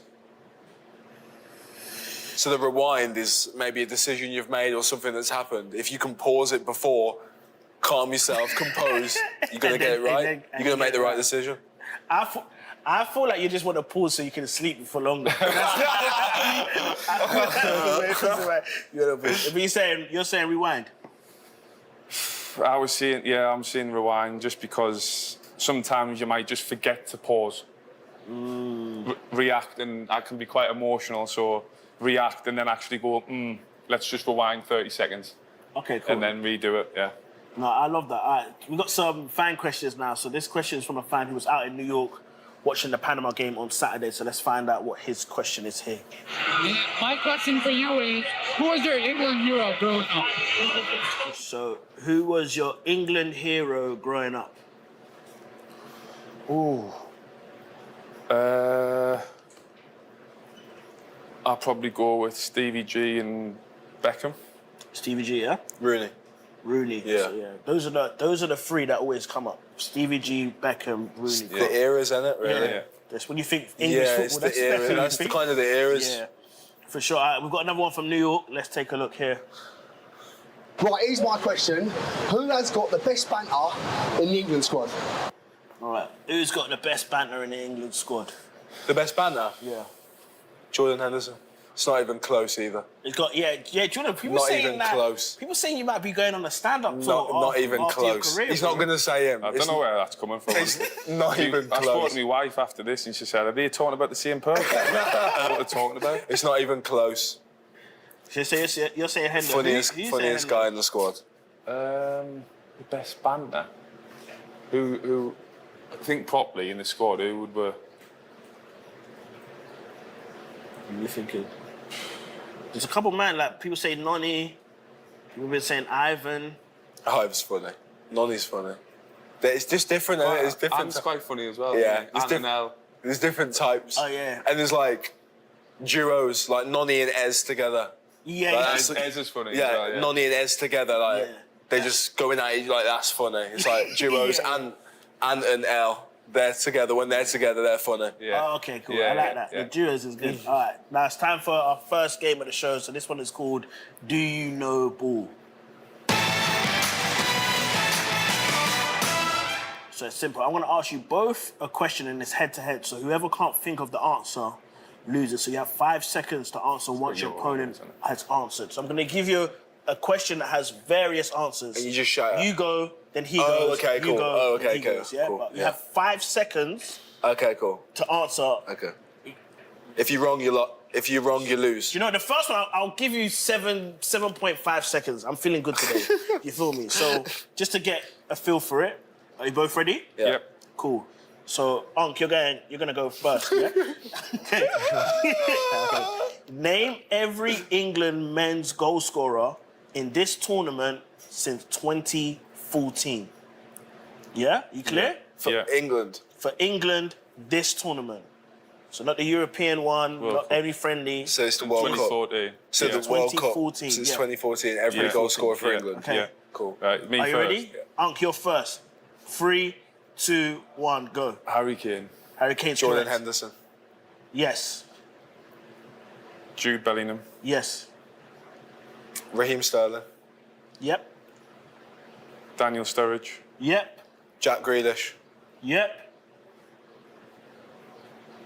Wayne Rooney. Yes. Marcus Rashford. Yes.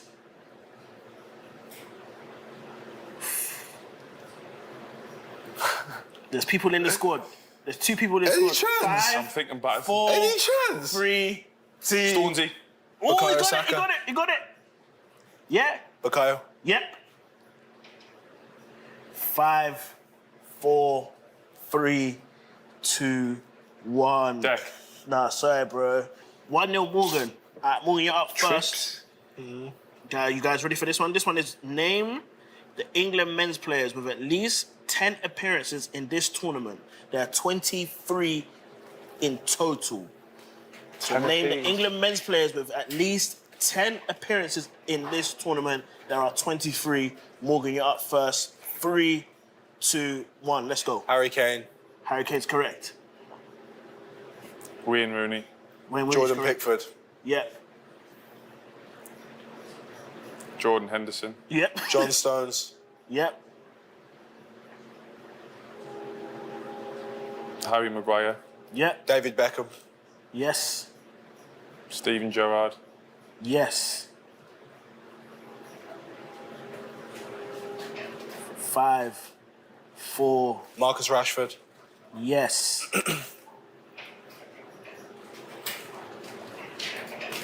Think legends. Kyle Walker. No. 5, I've got. 4. I started. 3, 2, 1. Lampard. You got it, yeah, Lampard. Whoa, whoa, whoa, But What are we doing here? What are we doing here? Lampard, bro. Keep going, keep going. Oh. 5, 4, 3, 2, 1. Paul Scholes. Bro, you said it after, and Paul Scholes is incorrect as well. It's cheating, but it's No, fine. but obviously it's my uncle, innit? I So reckon that's we're my better uncle's. working together rather than, again, we need to work together. here. My uncle, it's my uncle. It's cheating. That's what we're doing. Okay, Cheating. but it's You 1-1. got it I wrong. want to make it interesting going into the last one. All right, 1-1. This Let's see if takes we can it. get all of them. Are you ready, both? Unc, you're up first. Name as many host nations as you can. So nations who have hosted this tournament in the past. Cool. And present. Okay. Hendo, you ready? Yep. 3, 2, 1, you go. US. Canada. Yep. Russia. Yep. Mexico. Brazil. England. Yes. South Africa. Uruguay. Yes. Japan. Yes. South Korea. Yes.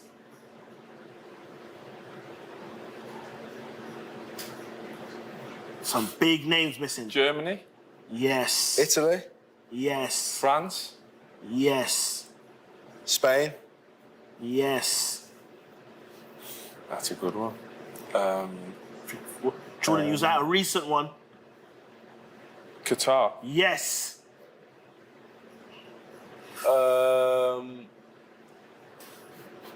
5, 4, 3, 2, 1. You've done well though. You only missed 5. It's like 5, Chile, Switzerland, Argentina. I like it, man. Pochettino, mate. Yeah. Maybe. Nah, yeah.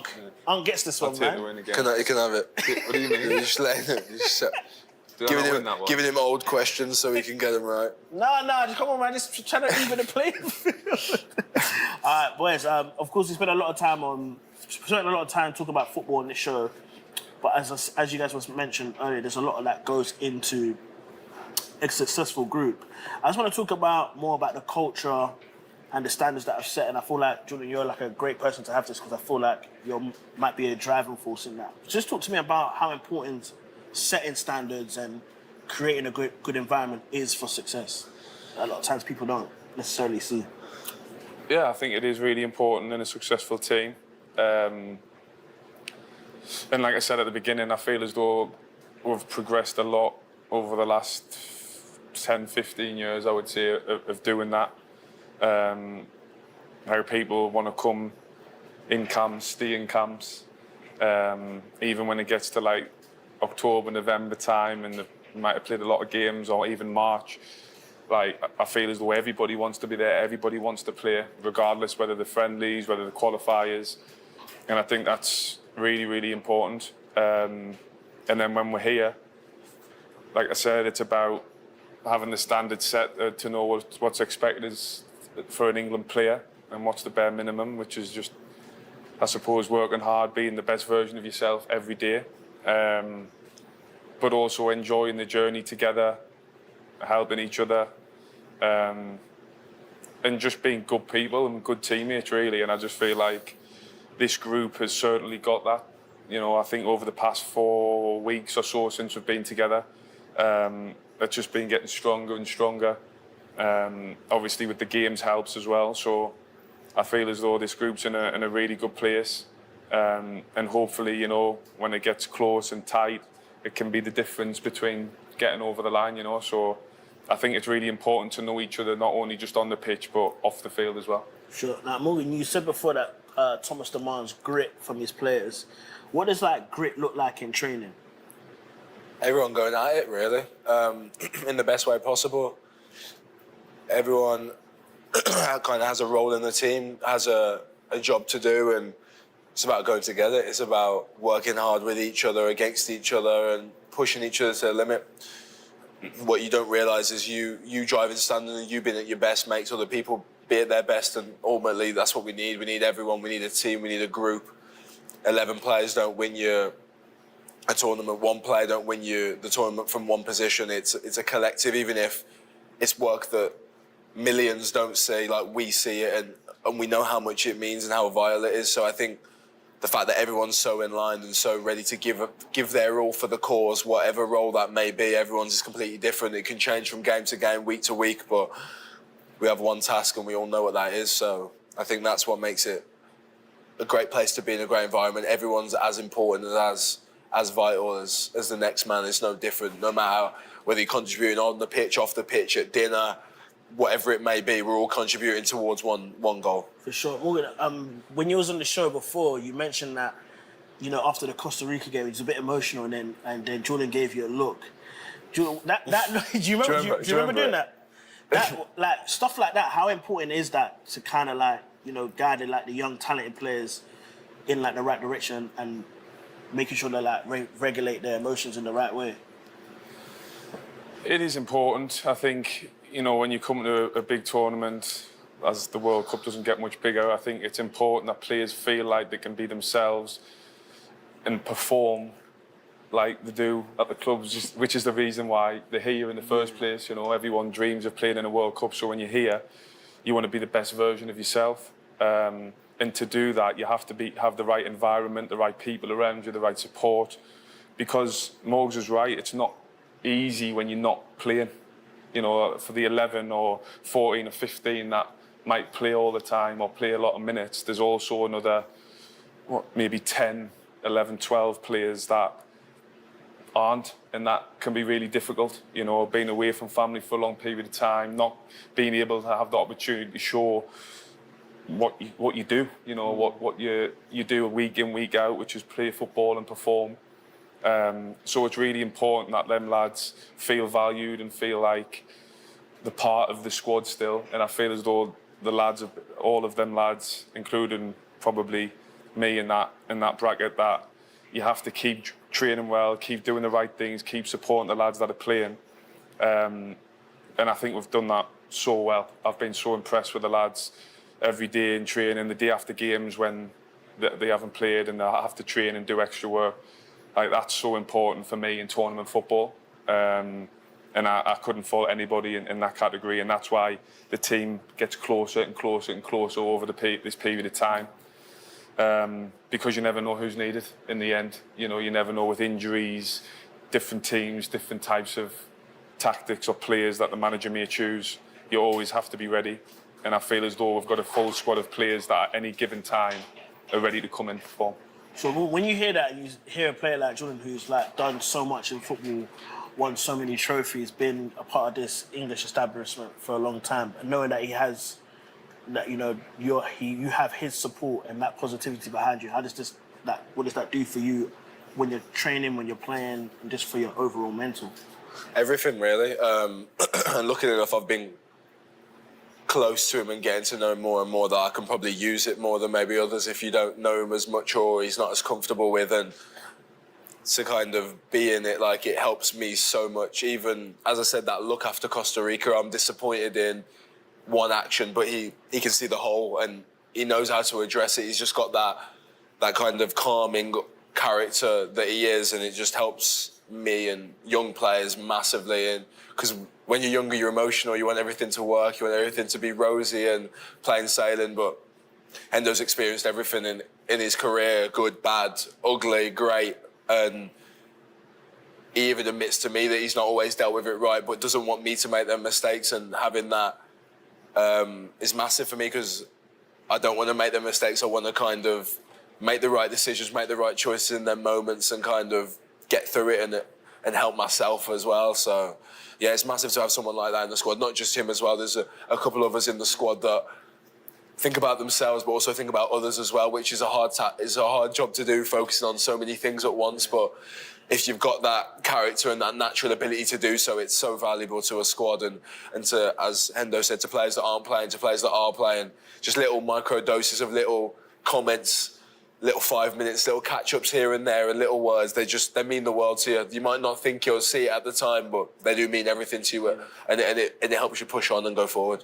I'm really inspired by both of your journeys and different things you've been through. So, and you're both like really touching on like self-belief and believing in the overall goal. So both of you sitting here, what would you say for like England players of tomorrow who might be lacking in self-belief at this current moment? Like, what's your message to them? I suppose from my experiences, I would just go with, if you want to be a professional player, or you want to give it everything or be the best version of you, whatever that may be, I think to have no regrets and just to never give up and never stop chasing whatever you want to chase. You know, never stop. If you have a dream or you have something, a goal that you want to do, then don't stop at any cost. Just never give up, really, I would say. Just never give up. Always keep going, no matter how difficult it can get. You know, them difficult times in the end can be the difference of actually getting to your goal.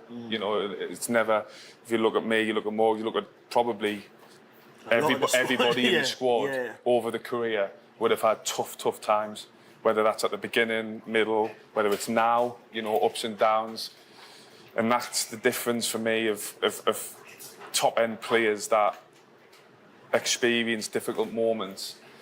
To get through that helps them in the end get to where they want to be, because you have to go through difficult moments, you have to go through mistakes, you have to learn as you're going through your career in life, really. So I think of course, it's easier said now, you know, when due and you're going through it, it's very difficult to sit and go, it's okay, it's going to be okay, because it can be tough. But I think in the end, you have to use that and find a way of using that to keep you motivated, keep you mentally strong, and keep trying to prove to yourself that you can actually achieve what you want to achieve.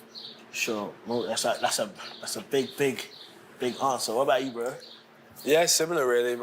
My journey's been crazy, and for me, mine's happened in such a short amount of time. I'd say that all those experiences make me who I am today and make me go through decisions easier, make me get through tough times easier, setbacks, anything. That period of where you think it's the worst and it's the rock bottom will help you when you might be here, but then a little thing has happened when you're at the top. You could be at the top and then a little setback, a little thing, but because you've had this, it's nothing compared to that, so you know how to deal with it, you know how to cope with it, you know what works for you, and that's the best thing with me. I think going through disappointment or struggles when I was younger and how I dealt with it to how I deal with it now is two completely different ways of doing it, because I know that serves no benefit in sulking or not being happy or blaming other things and blaming things that are out of your control. That gets you nowhere, whether you're right or wrong, because a lot of the times you can be right in what you're saying, but it gets you nowhere ultimately thinking about it or spending time on that. So for me, dealing with stuff like that, the quicker the better, and understanding and learning, I think, is the best thing for moving forward. So yeah, I think it doesn't matter where you are, at what stage, at what time of your career, it can all turn around so quickly. You just have to be ready for when it does. Yeah, but that's some inspiring stuff. I want to cry right now. Some great messages there. Now, for your chance to have one of the team read your message of support, submit it to the EE Fan Room website. The details are on the screen right now. We've got time before our final game for some more fan questions. Now, remember, you guys can get involved by using the hashtag LionsDen or submitting any questions via England's social channels. So the first question is from Ivan. They ask, can players watch other matches without worrying about the potential of playing those teams? So if you see a game that's going on, are you kind of like, I might have to play these guys, or are you just, you're not bothered? Maybe just more within the game, so like looking at teams who we could potentially play next, like Congo, looking at their games, it'll be a tough game. They've done really well, especially in that first game as well against Portugal. Got some good players. It'll be a tough test. So I think when I watch games, if I know that we could be playing them, and I've got it in the back of my mind, like you watch the way they play certain players, because you know that potentially you're going to face them. Last question from Celine, and they ask, do you have a lucky number?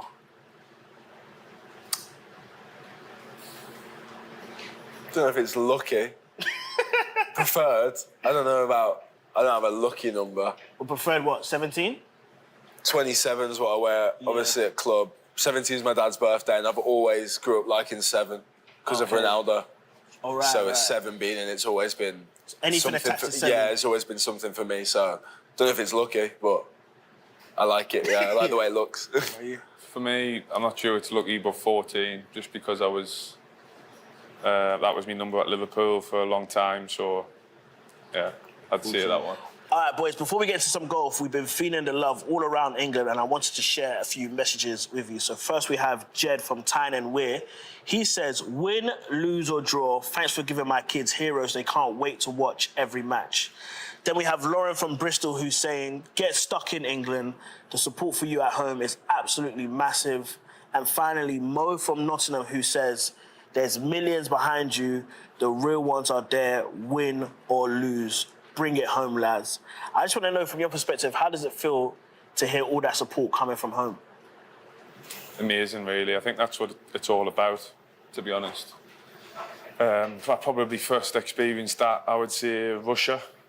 I think everyone didn't probably expect us to get as far as we did, and just the overall feeling and in certain games when we were winning and stuff, I just really felt the connection with everyone back home, really, and that gave us a real lift. And I think again for me that's what it's all about. When you're a kid and you're watching like the World Cup and England play, like that's what inspires you. Do you know what I mean? It's like giving people so many good memories. There's memories that I remember from years and years ago when I was a kid watching. Morgs will probably be the same.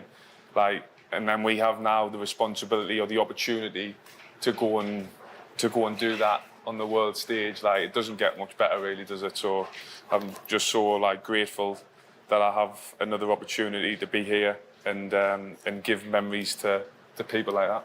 For sure. We really want to thank you guys for your questions back home. So now we need to lock in again because it's a serious game coming up. This one's called Goal in One. This is Goal in One. Our players have 30 seconds to hit 5 golf balls and get the lowest score possible. In front of them are 5 holes. Get the ball into the smallest hole and they'll get 1 point. Pop the ball into the largest hole and they'll get 5 points. But if you run out of time or miss completely, 10 points is added onto your score. Remember, the lowest score wins. Welcome to Goal in One. You got 22 to beat. Morgan, you're up first. 5 balls, 30 seconds. Just like golf, the lowest score wins. If you miss the target, it's 10 points. If it doesn't stay on the grass, you already know it's 20 points. Are you ready? Born ready. I like the confidence. This guy's always confident. I love it. All right. 3, 2, 1, let's go.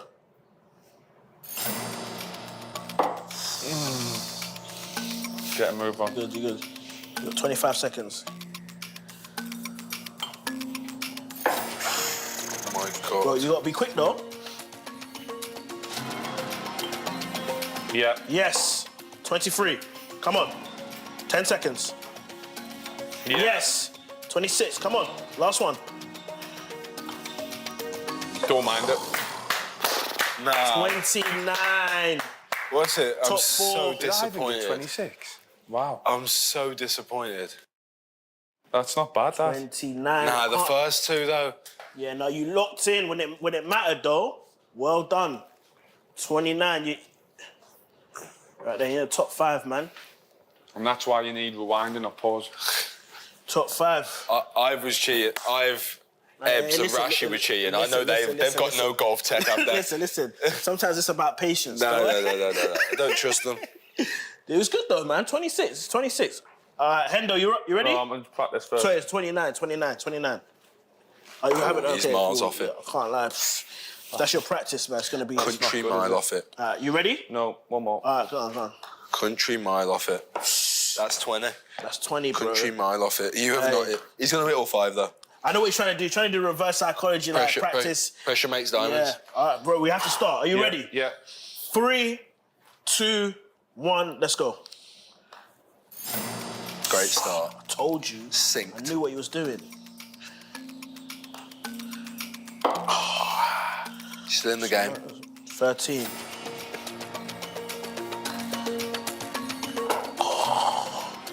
I've blocked the 5. Might have to go to a 4. Go on. Lucky. You might 5 have to go seconds. for the 1 here. Shall I go for the 1? Yeah. There you go. Oh. Lucky. Bad game. 43. 43. Whew. Elliot got 43 as well. Yeah, He's good, isn't he? Plays every day. He's good, but he panicked under pressure, man. You can't play every day and get 43. Middle of the pack. All right, so how are you feeling about your performances? No, I'm not happy, really. No. I'm disappointed with the start. Disappointed with the start, I but think you're it in was all right, to be you're in the fair. top 5 at least. Yeah, I know, but just my start because I of how remember well I you can did. always come back and do it again, but if your score is worse, that's what goes on. I'll take mine. You take yours? I feel Hendo might be coming back. Yeah, I'm going to have to. Can I go again now? Yes, guys, thank you so much for watching Lions Den Connected by EE. Thank you to Jordan. Thank you. Morgan, top 5 on the leaderboard. Proud of you, bro. Thank you guys for watching so much. I'll see you soon.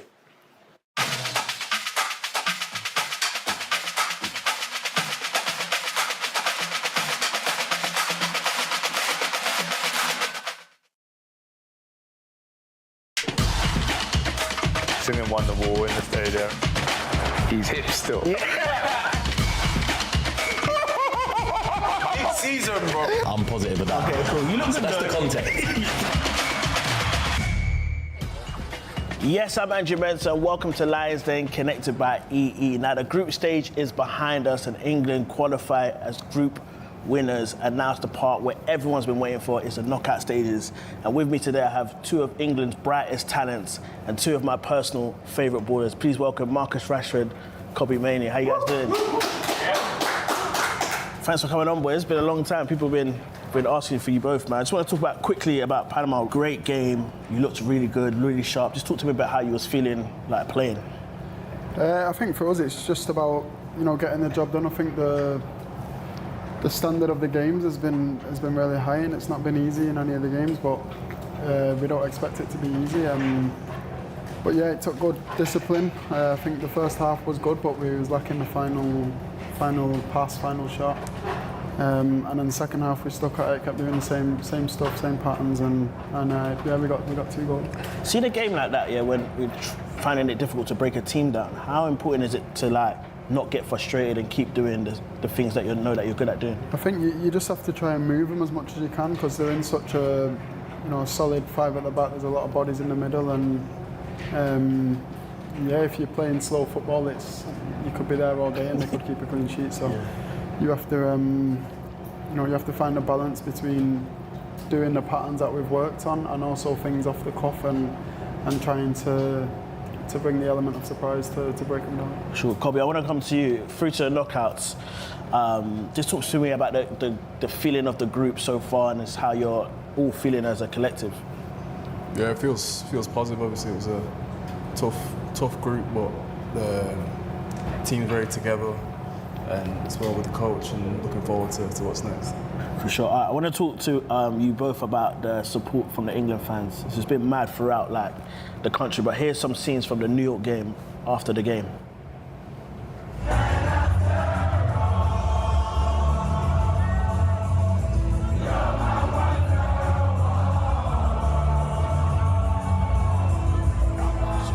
Proper vibes there. Marcus, we saw again that you guys stayed out after the game, and the connection that you have with the fans. Just tell me, when you play a hard game like that, you get the win and you see the fans, the sea of red and white. Just talk to me how that feels from a young boy growing up in Manchester to being representing your country in that moment. Well, it's obviously a great feeling, but I think for us as players, it's every game's a stepping stone to get to what we want to do, and that's the only bit of probably the whole camp where you can just see the enjoyment of winning one game in the group stage or whenever the next game is.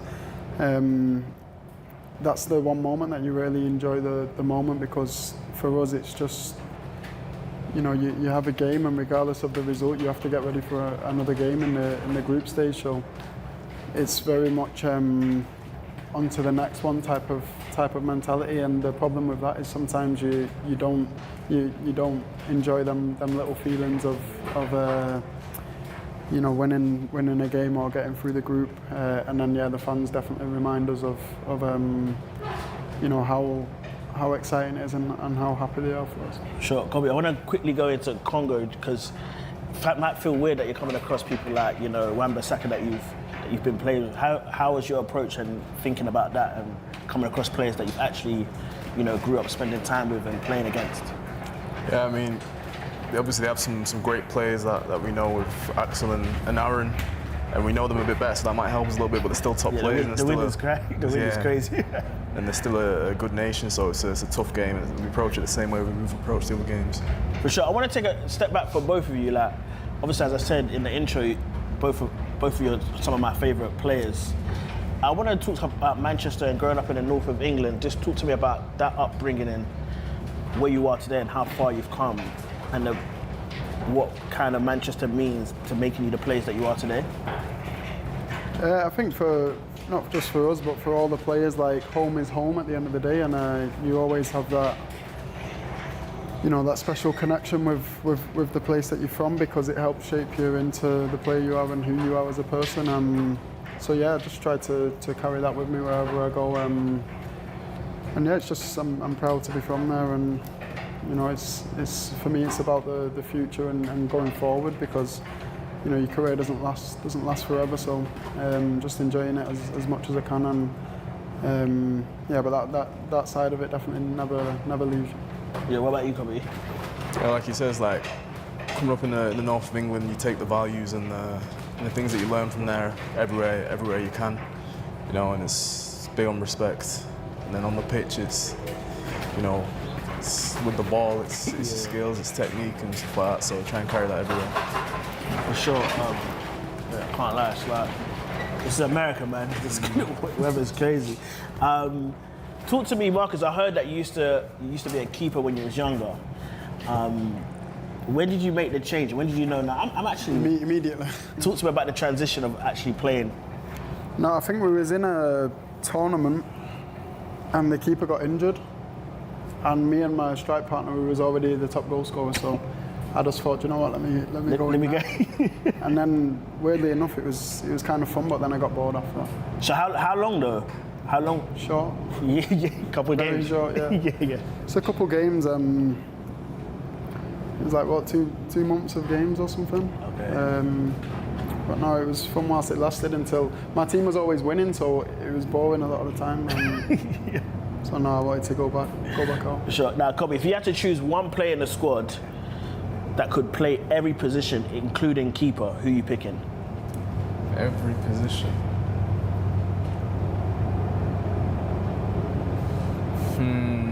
Maybe Deck. Yeah, Deck is. Deck or Jude. Yeah. So Jude as well, yeah? Proper wrestler. Marcus, Noni said that he would pick you, yeah, as his road trip buddy. Yeah, because you listen to the exact music. Yeah, same music. First of all, first question, would you pick him?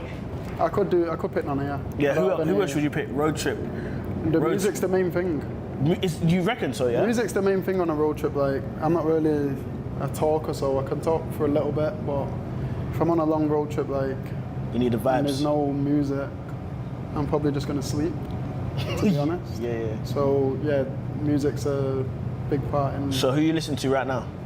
I listen to a lot of UK music, to be honest. I don't have like a set artist that's ahead of anyone else, but I have like my go-tos like Dave, D-Block, and then a few American artists as well. So it's a good mix. I'm on my friend's playlist at the minute, so I'm stealing some of his stuff. Yeah, okay, cool. Now, Kobe, Trevor Bakayo said that you're the best dressed in the squad. That's big statements. Is that true? I don't know. I like this picture here. It's a little teddy bear outfit. I'm feeling that. Is style something important to you, or is it natural? I think fairly natural. I mean, my parents always taught me to try and look smart and dress well, and so I took a lot from them and my older siblings as well, and then just tried to make it my own. For sure, you love a little shades as well, isn't it? Sometimes the weather's not even that bright, bro. You call for it, boy. You pull it out. Yeah. I have to ask you both: who's the worst dressed in the squad? I have no idea. I'd be guessing, but who's probably the opposite of like what we'd go to wear? It's probably like, I don't know, Dan Burn or I don't know. I'm just guessing though. Okay, cool. Now finally, I know there's a double birthday. It's Ebbs and Jude's birthday. Is there any celebrations happening on camp? There will be, I think. Yeah. I think there will be, yeah. For sure. They'll have to do a little speech or something. Yeah. All right, now we've got some fan questions. I would love to hear your answers. So the first one is from Spencer. Let's find out what he's saying here. Hi, I'm Spencer and I'm 11 years old, and I want to find out who is your best friend in the England squad. So Spencer wants to know who's your best friend in the England squad. The ones that we spend a lot of time with is me, Cobbs, Ez, Ivan, Noni, Sachs. There's quite a big big groups yeah. Like dotted around, but I don't really have like one standout guy, no. yeah. Because I'm hearing like with that group, you lot have been like mad competitive, like backgammon, Yeah. What's the game of choice? No, we'll play anything. We're even playing games that we're not good at. We're playing darts and yeah, but we're not the best at them games. I see you be playing backgammon a lot, innit? Yeah. When did you get into that? Years ago. Yeah. But I just like games, innit? Even at home, I'm just always playing games. For sure. All right, the next one's from Dan, and he wants to know: have you guys tried playing pickleball yet? No, I've not played pickleball. No. Do you guys know what pickleball is? Yeah. It's like I think back home, like a lot of guys are playing paddle, innit? Like, pickleball here is big in America. So who would be your pickleball partner or paddle partner? I think he's good. Are you decent? He's good at paddle, so. Are you good at paddle? Yeah. Okay, cool. But it's one of them things with just that competitive. Everyone's saying that they're good. So you don't know who to. Yeah, you don't know who to believe. All right, guys, we're gonna play our first game. This one is called Row A to Z.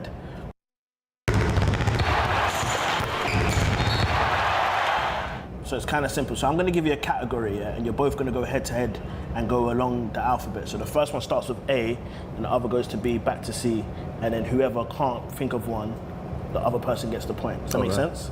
So if I said, for example, fruit, the category, you'll start with A. So apple. And then banana. Okay. Yeah, that keeps going. Yeah, cool. I'm stuck on C. You said, all right, cool. So, and you got 5 seconds to answer. You feel me? All right, you ready? So the first one is... Who's starting me? You're starting, bro. You're starting. So the first one is food you eat before a game. Okay. Ready? Go. Avocado. Beetroot. Cabbage. That's a lie, though. We lying. Cabbage is cool, bro. Don't try to stall time. D. Okay, 5, 4, 3, I don't know, D. 2, 1. Aye. Do you have D? Dates could have been. Dates, I don't eat that. I'm gonna lie. No, I don't eat cabbage. No, it's not about you personally. Anything you can eat before a game, bro. That's like I don't eat it, so it could have been donuts. Healthy donuts, bro. All right, cool. So that's 1-0 Marcus. All right, you ready for the next one? Kobe, you're starting, yeah? So this one is things you might see on a trip around North America. So it could be things you see in the open or things that you bring with you on a trip. Make sense? But I'm giving you a wide range of things. Things you might see. Yeah, so things you might see. Okay, you ready? No. 3. So, for example, like, aeroplane could be one. Okay. Or, you know what I mean? Could be anything you see. Just general stuff. Just general stuff you see on a trip around in America or something that you bring with you. All right, you ready? Yeah. 3, 2, 1, go. Airplane. Thank you for that. Bikes. Bikes, yeah. Cars. Cars is good. D. Donuts. Donuts. Elephants. Elephants. Zoos and yeah, there's a zoo. There is a zoo. Something F. Farms. Farms. Okay, cool. I'm having that. Garages. Garages. I'm having that as well. Hats. Yeah. Yeah. I don't know. Hats. Islands. You say what? Islands. Islands. You can have hats. Kobe, you're scraping it though. Yeah. Good. Oh, Jay. Oh, my answers are rubbish. What's coming into my head is rubbish. Bro, say it, bro. Jackets. Jackets is cool. Kobe. Kobe, yes. I like that. Creative.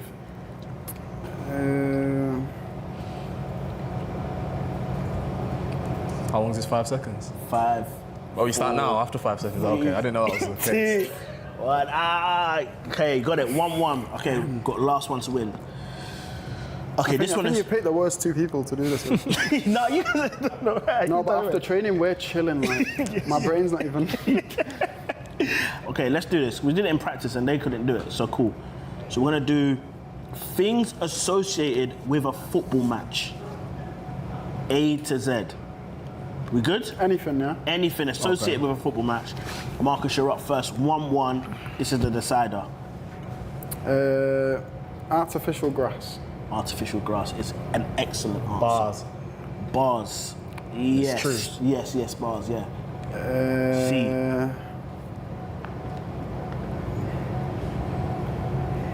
Come on. Cards. We say cards. That's some help from the family. Cards as well, but also referee cards, like that. Yeah, cards, that's what I mean. What cards are you on about? I thought you meant cards as in your players playing cards. Cards. Okay, cool. That's not what you thought about. That's not what you thought. I swear he told me though, but he helped me. Okay, cards. What you go with? D. Don't help him. Doors. Doors. Wow. E. Got anything? E. What'd you have at the end of the game? Electricity. Good, love that. Football. Football's a good one, of course. G, come on, bro. G. Gold. Yes.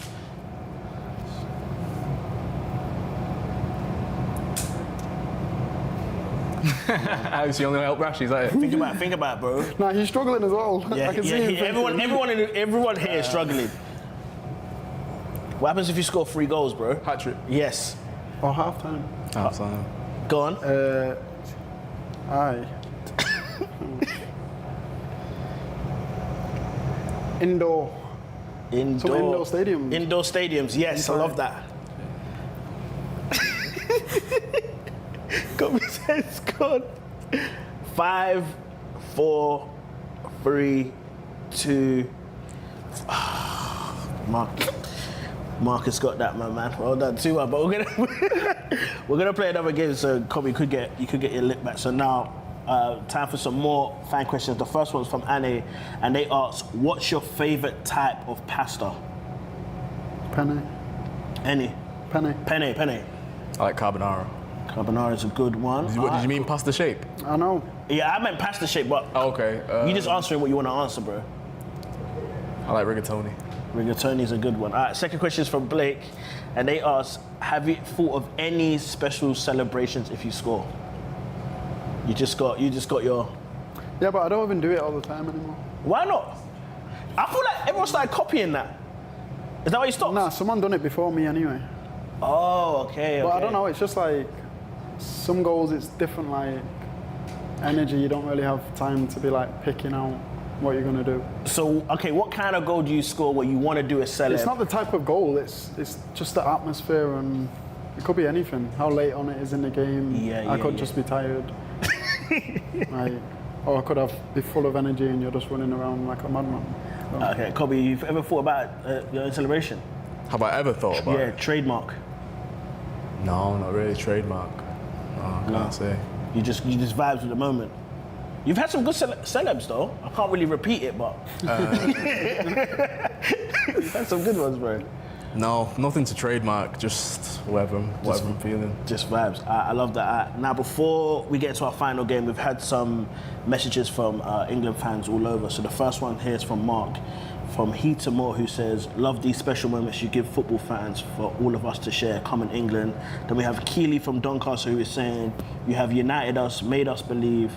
This is the moment, come on England." And finally from Kate saying, "We're watching from Atlanta, Georgia, bring it home England." We spoke about the support here, but how does it feel when you get like the messages and just knowing like, good or bad, that the fans back home have your back? Yeah, I mean, obviously we're in like a camp, so we don't really get to see the outside too much. But to hear, like you say, from the fans and stuff from the outside, makes you understand how big it actually is what we're doing. Now remember, England fans can share messages of support throughout the tournament through the EE fan room. Details are on the screen right now. Okay, boys, we've got time for one final game, and you're going head to head. This one is called Goal in One. This is Goal in One. Our players have 30 seconds to hit 5 golf balls and get the lowest score possible. In front of them are 5 holes. Get the ball into the smallest hole, and they'll get 1 point. Put the ball into the largest hole and they'll get 5 points. But if you run out of time or miss completely, 10 points is added onto your score.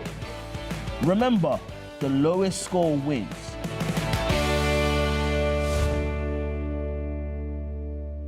All right, guys, welcome back to Golden One. As you can see, Kobe's going first. He's getting his balls lined up. Are you ready? I'm ready. You know the rules? I think so.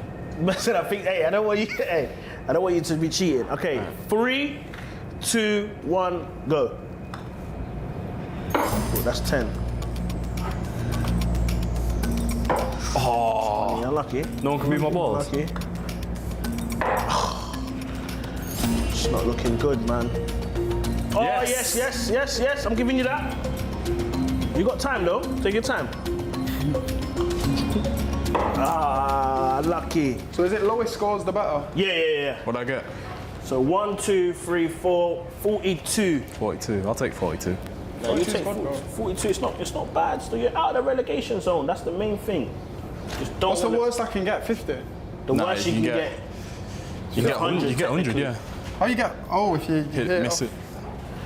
Technically, you can get 100 if all your shots go out of bounds. But Marcus, you need one more ball though. Get it from that. Yeah. All right. Cool. Kobe's on the leaderboard with 42. 22 to beat, bro. You got this. You ready? All right. 3, 2, 1. Let's go. Clean. Good start. Clean. Wow. Clean. No way. That's 10. Oh! Yes. I gotta be top. Easy. Wait. Wait. I'm shook. That is, bro, 23. Okay, Yeah, you're happy with that, I've never bro? picked up one of these in my life.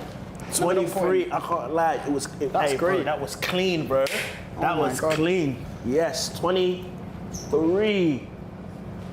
Wow, look at all these people that go golf every day, bro. Nah, you done your thing, bro. Okay, just talk to the people, man. To be fair, what would you like to say to the people? No, I thought I was beating the ones that go golf, but I'm not. No, you're beating. No, you're beating You're beating a few. Pickford goes golf. Yeah, Pick's goes. Anderson goes golf. You guys are beating them. The rest of us. Yeah, well done, bro. Top 3 though. I'm proud of you, bro. You didn't believe in yourself, but I believe in you, bro. I still don't. I'm not doing it again. Kobe, how do you feel about your performance, bro? I didn't miss. I didn't miss the whole thing, so I'm happy. That's so good. Guys, thank you so much for watching Lions Den Connected by EE. Thanks to Marcus and Kobe. Appreciate you guys. We'll see you on the next one.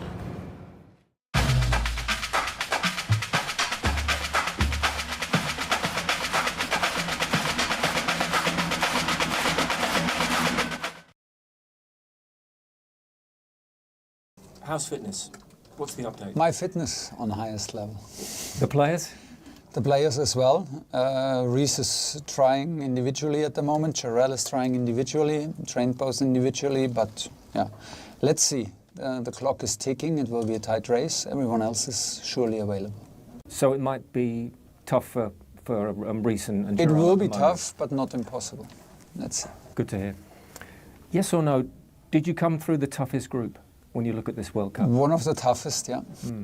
So does it give England, in the boxing parlance, has it toughened the chin for the knockout? Yes, if we get the perception right and understand where we come from and where we go into, into another part now of the tournament in round of 32 and hopefully in round of 16, where it's not glamorous. This is not the glamorous part of the tournament. This is where you need to get a result, you need to get the win.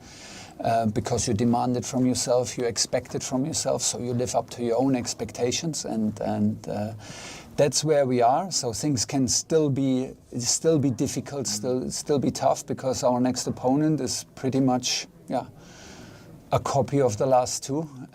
Very physical, happy to defend, very disciplined, proud to defend. So yeah, this is what we're facing. Yeah, theirs is a unique story in a way, DR Congo, where they've come from. Only their second World Cup as a nation. Yeah. And the resilience they've shown just to get here, and then in their last game to come through, it makes them, I would imagine, incredibly proud right now. Yeah, of course, and incredibly dangerous. And they will defend as a unit. They are ready to do anything to make our life miserable on the football pitch. Of course, that's what we face, and that's what we have to match. What then have you worked on? We've talked a lot about this, getting through the low block. What then have you been able to work on that you hope on our patterns will have evolved? On our patterns, it's not the time to learn something new. It's not a line. It's not the time to put out a magic trick and and have the solution against a back five or a back six. It's the time to step up as individuals. It's the time for our 5 offensive players to step up and show individual qualities in key moments, in little moments. Make a half chance, a full chance.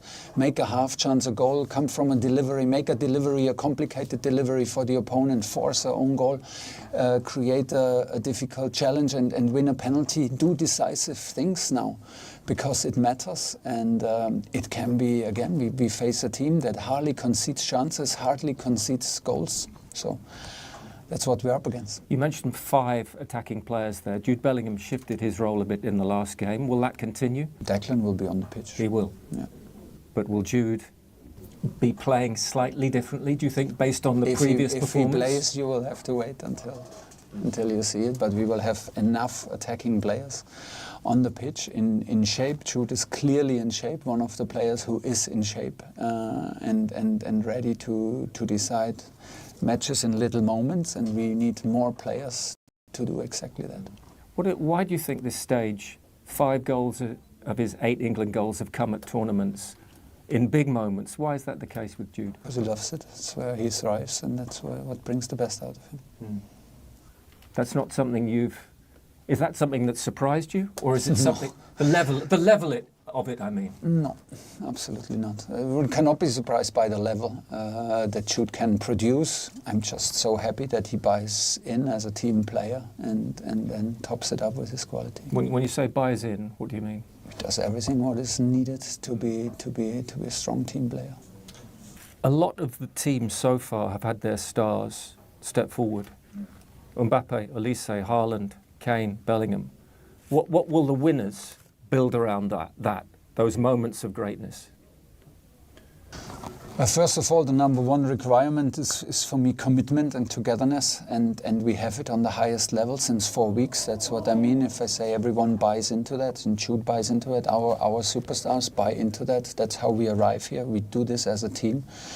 And still within the team, in these little moments, half chances, make half chances, create a moment of magic, dig out the goal where it's maybe not so obvious to score from. This is exactly what we need, and the defensive players need to build the ones who support the attack from behind. They need to build the stability. They need to build a fundament, the basis for that we can attack with freedom. And then the responsibility is on the players, of course, and they will take this responsibility. I have full trust. England have gone 5 halves without conceding. Yeah. Some say that yet the defence has looked too open.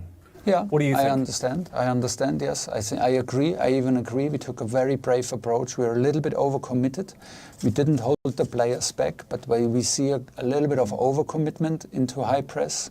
I think we're the only team to press constantly the opponent's goalkeeper, which naturally leaves us even sometimes in a -1 in the field because we attack the opponent's goalkeeper. So we need to pick our moments now better, more carefully, to protect us against eventualities, against a loss of a duel, against a slip and stuff. We're on it.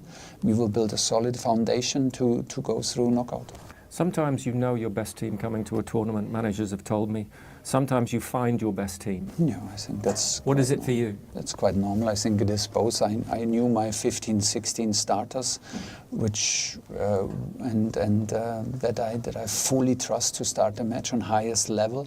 And then you're always open for surprises. You're always open for someone to step up and take his spot, and this can happen any moment. This can happen in any stage, and that's why it's important, and everyone keeps on pushing what they do, and everyone stays invested.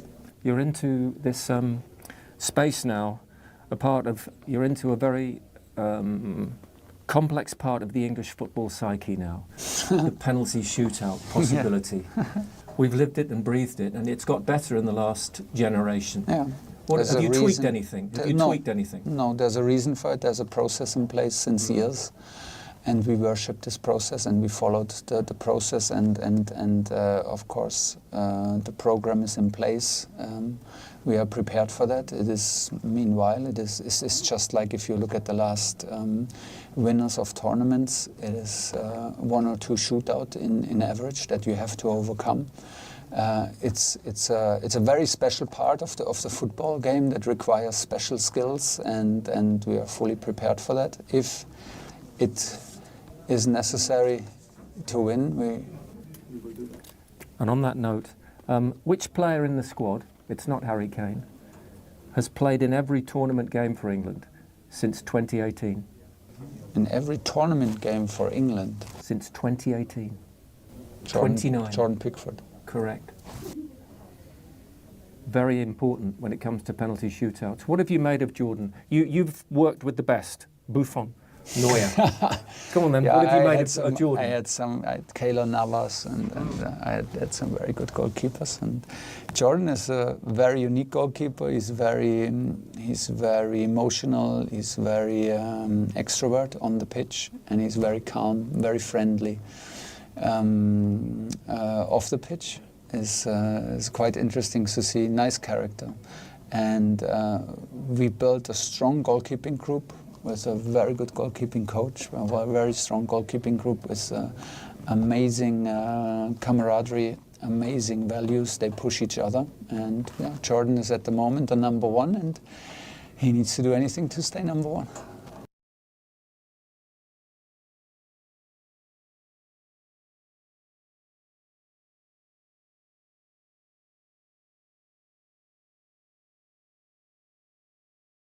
Unfortunately, not many right-backs. No, if you have a look out there, you'll see that England have got a problem. They've got a bit of a crisis at right-back. Jarell Quansah and Reece James, the 2 first-choice right-backs, neither of them are out on the grass training as I speak to you right now. They're both following their own programmes, and so pretty clear they're not going to feature in this first knockout game against DR Congo. Listen, we tend to think if players aren't training in this final training session the day before a game that they're unlikely to feature. From what I'm being told, neither are definitely going to feature. And so that leaves England with a bit of an issue, doesn't it, at right back. Bear in mind they've also lost Tino Livramento, who had to leave the squad before we even kicked a ball out here. So that's 3 right backs that have had injury problems for Thomas Tuchel. And you can see him over there with his hood overlooking the squad now. He's got a distant view. We see different sides of Thomas Tuchel, don't we, in training? Sometimes he's really involved. He's geeing the players up. It's a much more observant, standing in the background, watching role for Thomas Tuchel and his assistant Anthony Barry today.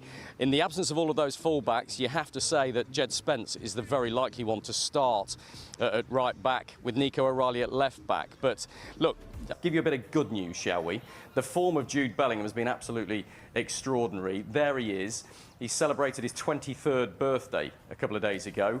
And here's a little milestone for you. It was 2 years ago to the day that man scored the overhead kick against Slovakia, which kept England in Euro 2024. He's such a key player for England. He's in such good form.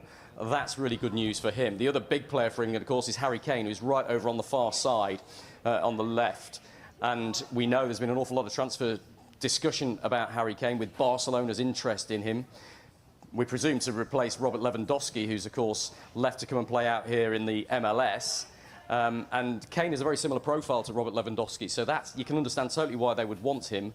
But the latest we're hearing is that Bayern Munich want to tie Harry Kane down to a new contract. He's only got 1 year left on his deal as things stand. 32, he turns 33 next month, but he's in absolutely extraordinary form, isn't he? The best striker in world football for me right now. So there's a couple of bits of good news for you. And you mentioned Declan Rice as well. Declan Rice is just to the left of where we're looking right now. There he is. And it's great to see him out there. Remember, he didn't play for England at all in that final group game at the weekend last Saturday. But I understand that was more precautionary than anything else, because he's such an important player in that engine room of England's midfield that he's been carrying this lower back injury throughout the the back end of Arsenal's season, so Tuchel wanted to protect him, I think, as much as possible. I'd fully expect him to come back into the starting lineup alongside Elliot Anderson, who's in this other group again where Jude Bellingham was, right on the right-hand side. And Elliot Anderson, of course, big transfer news from him. We know that deal to remove to Manchester City is very close now. He's completed his medical whilst out here. It looks like he hasn't been distracted by it at all, which is a huge bonus for him and for Thomas Tuchel. But he's on the verge of a £116 million move to Manchester City. What a moment for him. This is his first World Cup. Him and Declan Rice, we expect to start this game against Ghana. Listen, I'm going to have to get out of here very soon because we only get the first 15 minutes, as you know, and that advert break scuppered us a little bit, Bella. They're coming to wrap us up from the England media guys very, very soon. But yeah, England's good to go against DR Congo with injury problems at right back. They'll have seen Germany and the Netherlands both go out last night rather. England fly to Atlanta later on this afternoon. Remember, if they lose this game, they'll be going home in exactly the same way that the Netherlands and Germany have. OK, thanks, Rob. You get out of there. Don't get in trouble. We need you, OK? Right, let's go from Kansas City then to Atlanta. Pretty hot there. England are going to be taking on Congo DR tomorrow. Well, our chief correspondent, Kaveh Solokol, is there for us. Still looking cool and composed. He's sweating out there, aren't you? Look, it is great to see you, Kaveh. No Jarell Konsa. How much of a concern is this right-back situation? Look, I think it was a concern ever since Thomas Tuchel named his squad and people noticed that he didn't have too many specialist full-backs in his squad. I think it is a real concern to be going into the knockout stages of a World Cup and not really having a specialist full-back who's been playing regularly at right-back for his side because England, it looks like, are going to have to rely on Jed Spence. Now, Jed Spence is a very, very good player, obviously. Some eyebrows were raised when he got into the England squad, and also predominantly when he's been selected by Spurs last season, he was playing as a left back, even though he's right-footed, because Pedro Porro is the first choice right back at Spurs. So not ideal, but every time Thomas Tuchel has been asked about this right back situation, he's kind of put a brave face on it. And I think the message he's been trying to send out is don't worry, I've got it sorted. I have a plan A, a plan B, a plan C, a plan D, a plan E. I don't know what plan we're on at the moment when it comes to right backs, but tomorrow it'll either be Jed Spence or it'll be Ezri Konsa moving over from centre back to play in that position. Well, look, got a little glimpse of Declan Rice just now in training. He was, of course, rested against Panama. How important is it to get him back, Kaveh? Well, very, very important. If you watched England at this World Cup, especially in the last couple of games, you would have noticed that the defence looks pretty shaky. Even Panama, a side who I don't think had scored at this World Cup, who've never avoided defeat in a World Cup game. In the second half against England, they were creating lots of chances. So I think England could do with having Declan Rice back to provide a shield in front of that defence. He was booking away from a suspension as well, so I think it made sense for him not to play against Panama. Interestingly, Wayne Rooney has been having his say today about what he would do about England's midfield. And quite controversially, he said that he would start Kobbie Mainoo and actually drop Elliot Anderson. I'd be very, very surprised if Thomas Tuchel did that. But of course, whatever Wayne Rooney says is always worth listening to. Yeah, absolutely. In terms of Bukayo Saka, Marcus Rashford, we saw first starts for them. Do you think they'll be starting tomorrow night? I think they will. Look, I don't think they've set the world on fire when they started for England against Panama. Obviously, before that, Thomas Tuchel was relying on Anthony Gordon and also Noni Madueke. I think most England fans would like to see Rashford and Saka start again. I think that is possibly what Thomas Tuchel will do as well, as long as both those players are 100% fit. Of course, they're training, and Thomas Tuchel has said that they are fit. And when it comes to Bukayo Saka, he said that Saka's not feeling any pain anymore. He's ready to go. He's ready to start. So I think it's likely that both those players will start out in the wide positions. And I think most England fans would be happy if that was to happen. Look, we've seen Germany, Netherlands knocked out. Do we think Congo DR could spring another surprise? I don't think it's beyond the realm of possibilities, because if you look at Congo's route to this World Cup, they really had to do it the hard way. And they have got a lot of experience in playing in very, very tense winner-takes-all games. For instance, they had to go through the African playoffs to get here. They beat Cameroon, traditionally one of the strongest sides in Africa, after extra time. They won that with an extra time goal. Then they had to face Nigeria, went through extra time in that, beat Nigeria on penalties. Then they had an intercontinental playoff against Jamaica in Mexico in March. That one, they won after extra time. So they've got a lot of experience of tense knockout games where there's a lot at stake. And we're expecting them to play in a similar way to Panama and Ghana. I think they'll be very disciplined. They'll be tough to break down. They'll try and hit England on the break. So who knows? If this game goes into extra time and, heaven forbid, penalties, I think that would suit DR Congo. Royce talked himself into a standstill about England, so I'll leave you out of it for a second. Ange, thank you. What do England need to do from your point of view? Look, I'm sure, you know, irrespective of kind of the fluctuations in performances and reviews of performances, I think they've got through the group stage, are in a good position, knockout stage.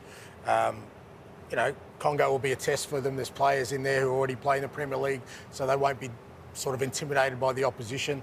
But I think they really have to kind of now try and find a settled formation moving forward. I think that's still the big question mark around the England team is, you know, what is their strongest formation? We looked at sort of Brazil, and yeah, he tossed it around, but there's a core there that Carlo relies on, and I think that'll be the kind of key to finding some sort of momentum now in these knockout stages. I mean, there's obviously worries about right back, but also the wingers as well. So going back to what Ange was saying, Patrick, you can understand why Thomas Tuchel's slightly trying to find a formula at the moment, which is going to give England their best chance. Yeah, of course, and I think when we're talking about Saka, he came to the competition with the injuries, so obviously he's not 100% fit, but it was quite good for him to play more than 1 hour in the last game.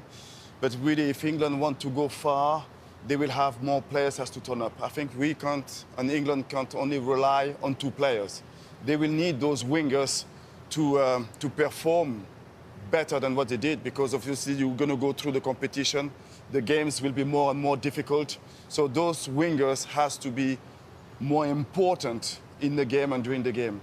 We said, didn't we, in the spring, Thomas Tuchel wasn't brought in to beat Japan respectfully in Uruguayan friendlies. This is why he was brought in. Let's see it now then. And he knows that, and I think it's a game you fully expect England to win. I've said it many times, you respect the opposition, but you also go, listen, we're better than them. If your main lads turn up, you've got a great chance. They've got a couple of issues with the wide players and a couple of injury problems, but that's the same for every squad. Sometimes just focus on the job. Don't overestimate the opposition and believe in yourselves. And if the top guys turn up again, I think there'll be no problems for England winning this game. You're going to be with us tomorrow night when we do France against Sweden. How much are you looking forward to that? Yeah, I think that will be... it will be not an easy game for France, because obviously in France we're talking about how we are quite really happy going forward, but there's still some question mark about the defensive side of it. But it will be a different challenge, Sweden, and I expect France, of course, to pass that round. Have France impressed you as much, if not more, than anyone else? Yeah, very much so. And just to put everyone at ease about England's chances, even in France, they're not happy with the national team. No one is ever happy with their national team. There's always areas to improve, but I've been impressed because the thing with France for me is I look at their front 5, 6, any combination of that are just absolutely world-class and elite. That's the point, is it? Because I've just asked you a question about, is it going to be Rashford or Saka or whatever? Patrick would say, don't matter. We've got so many, whether it's Barcola or Doué or Dembele, that's absolutely fine. Yeah, obviously the French attacking players are as good as any, but then we saw that with Brazil. We've seen it with the England main lads turning up today. Probably France have got obviously more in numbers. But then again, I think Argentina. I think Argentina, France. I think the two of them are the teams they have, the players and Messi. Yeah, good options. We could have a repeat because they're on either side of the draw. Yeah, of course. You could have a situation where there'd it's be no repeat surprise final. if they end up meeting in the final. I'd be surprised if they don't meet in the final. Really, you would at this stage, Yeah, would you? yeah. Are you looking at an Argentina-France reprise already? Yeah, I think this is the dream final for us, because I think the way that the last World Cup ended up, it will be good for us to play Argentina again. Revenge is a dish best served cold, as they say in Italy. You know that from your time in Italy. We need to be on our top level, me included. I know what the dream is. I know why I'm here. I know what my own ambition is. So this is not finished.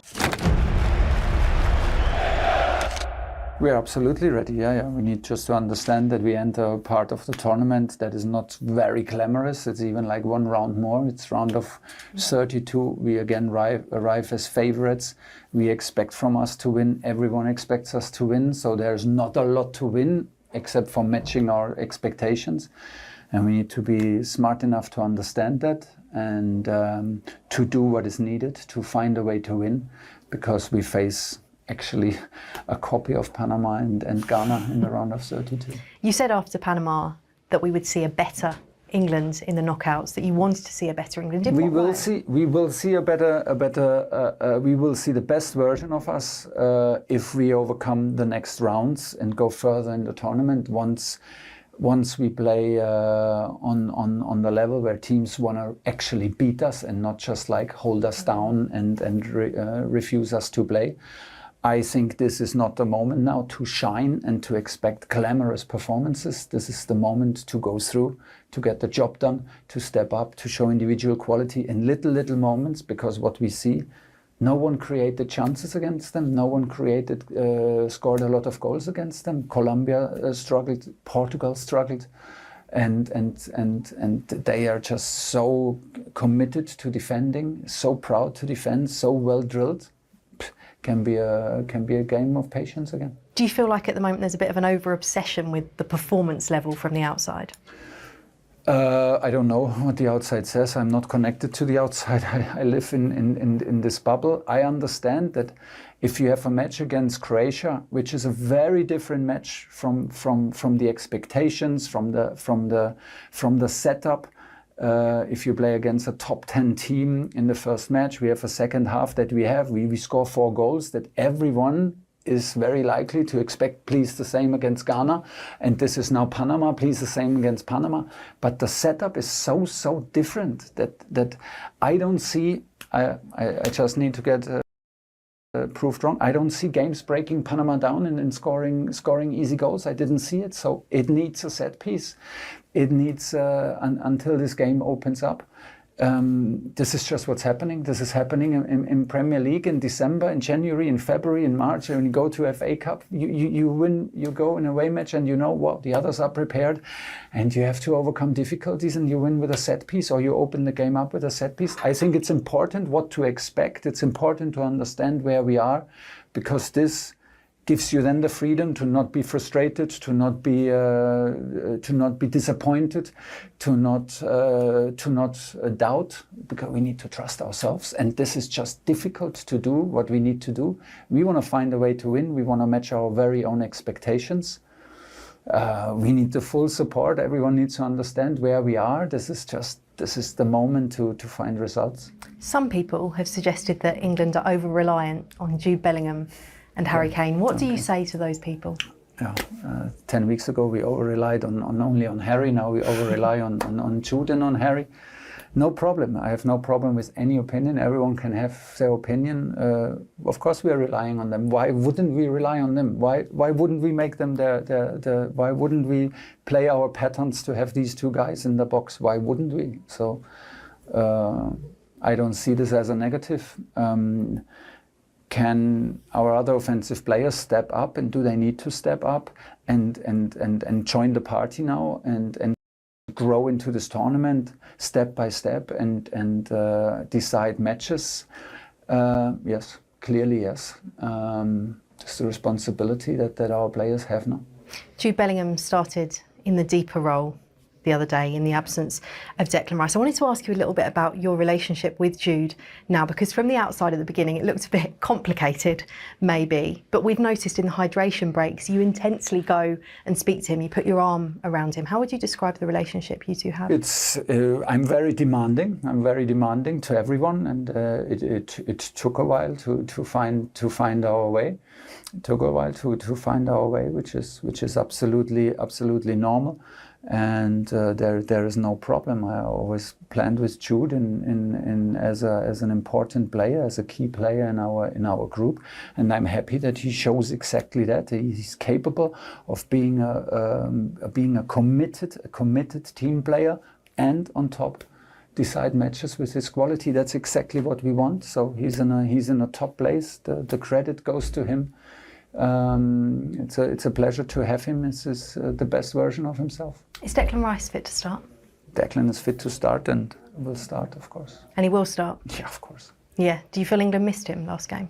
We always miss Declan. Declan is one of the very best midfielders in connecting the deeper positions with the higher positions. So we have him in this box role. He has high football IQ, and yeah, he needs to find his shape now. He needs to find his rhythm now.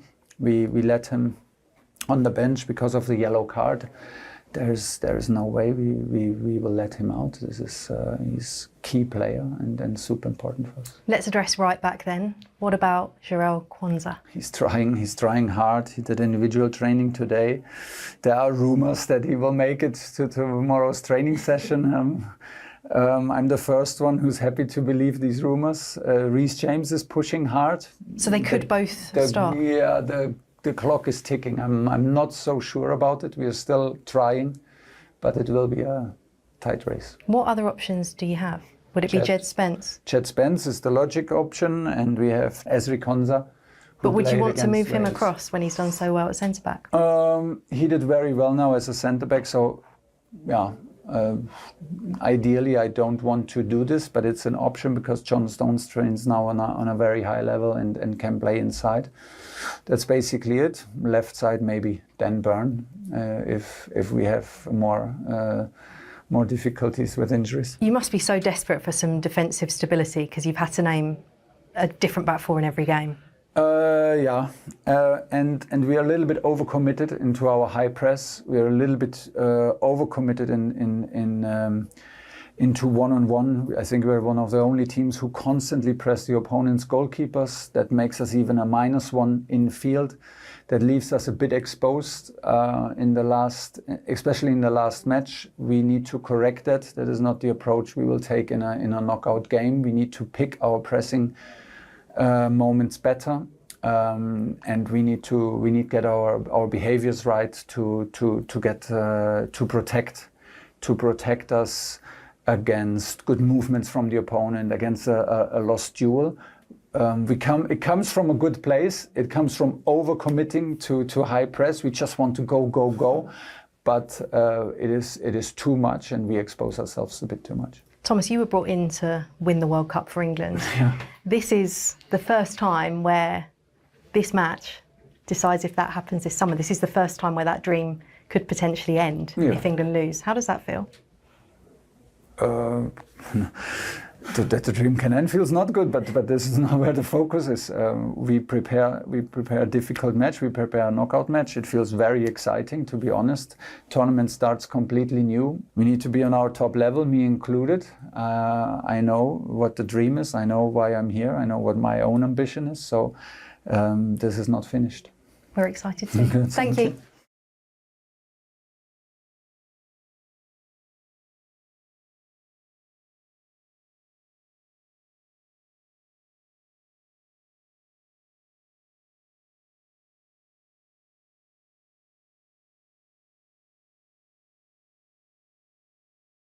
Well, England, they got the job done against Panama, didn't they? And Thomas Tuchel has promised there is much more to come from his squad, and there really needs to be, doesn't there, after another maybe slightly mediocre performance? Yeah, the scales are sort of at a point where you're balancing them and you're not sure which way they're going to go, and it's glass half full, glass half empty moment. It's a junction in a tournament that I've seen many times before, where you've come through a group. I mean, we should never take for granted as a country that we finished top of the group. I've been part of many tournaments whereby we haven't finished top of the group and we haven't qualified through at all at times. So these players have set such a standard over the last few years that we expect so much from them because of the fact they've got to the latter stages of tournaments. And the performances against Ghana and Panama and even Croatia, there was imperfection there. There are some concerns.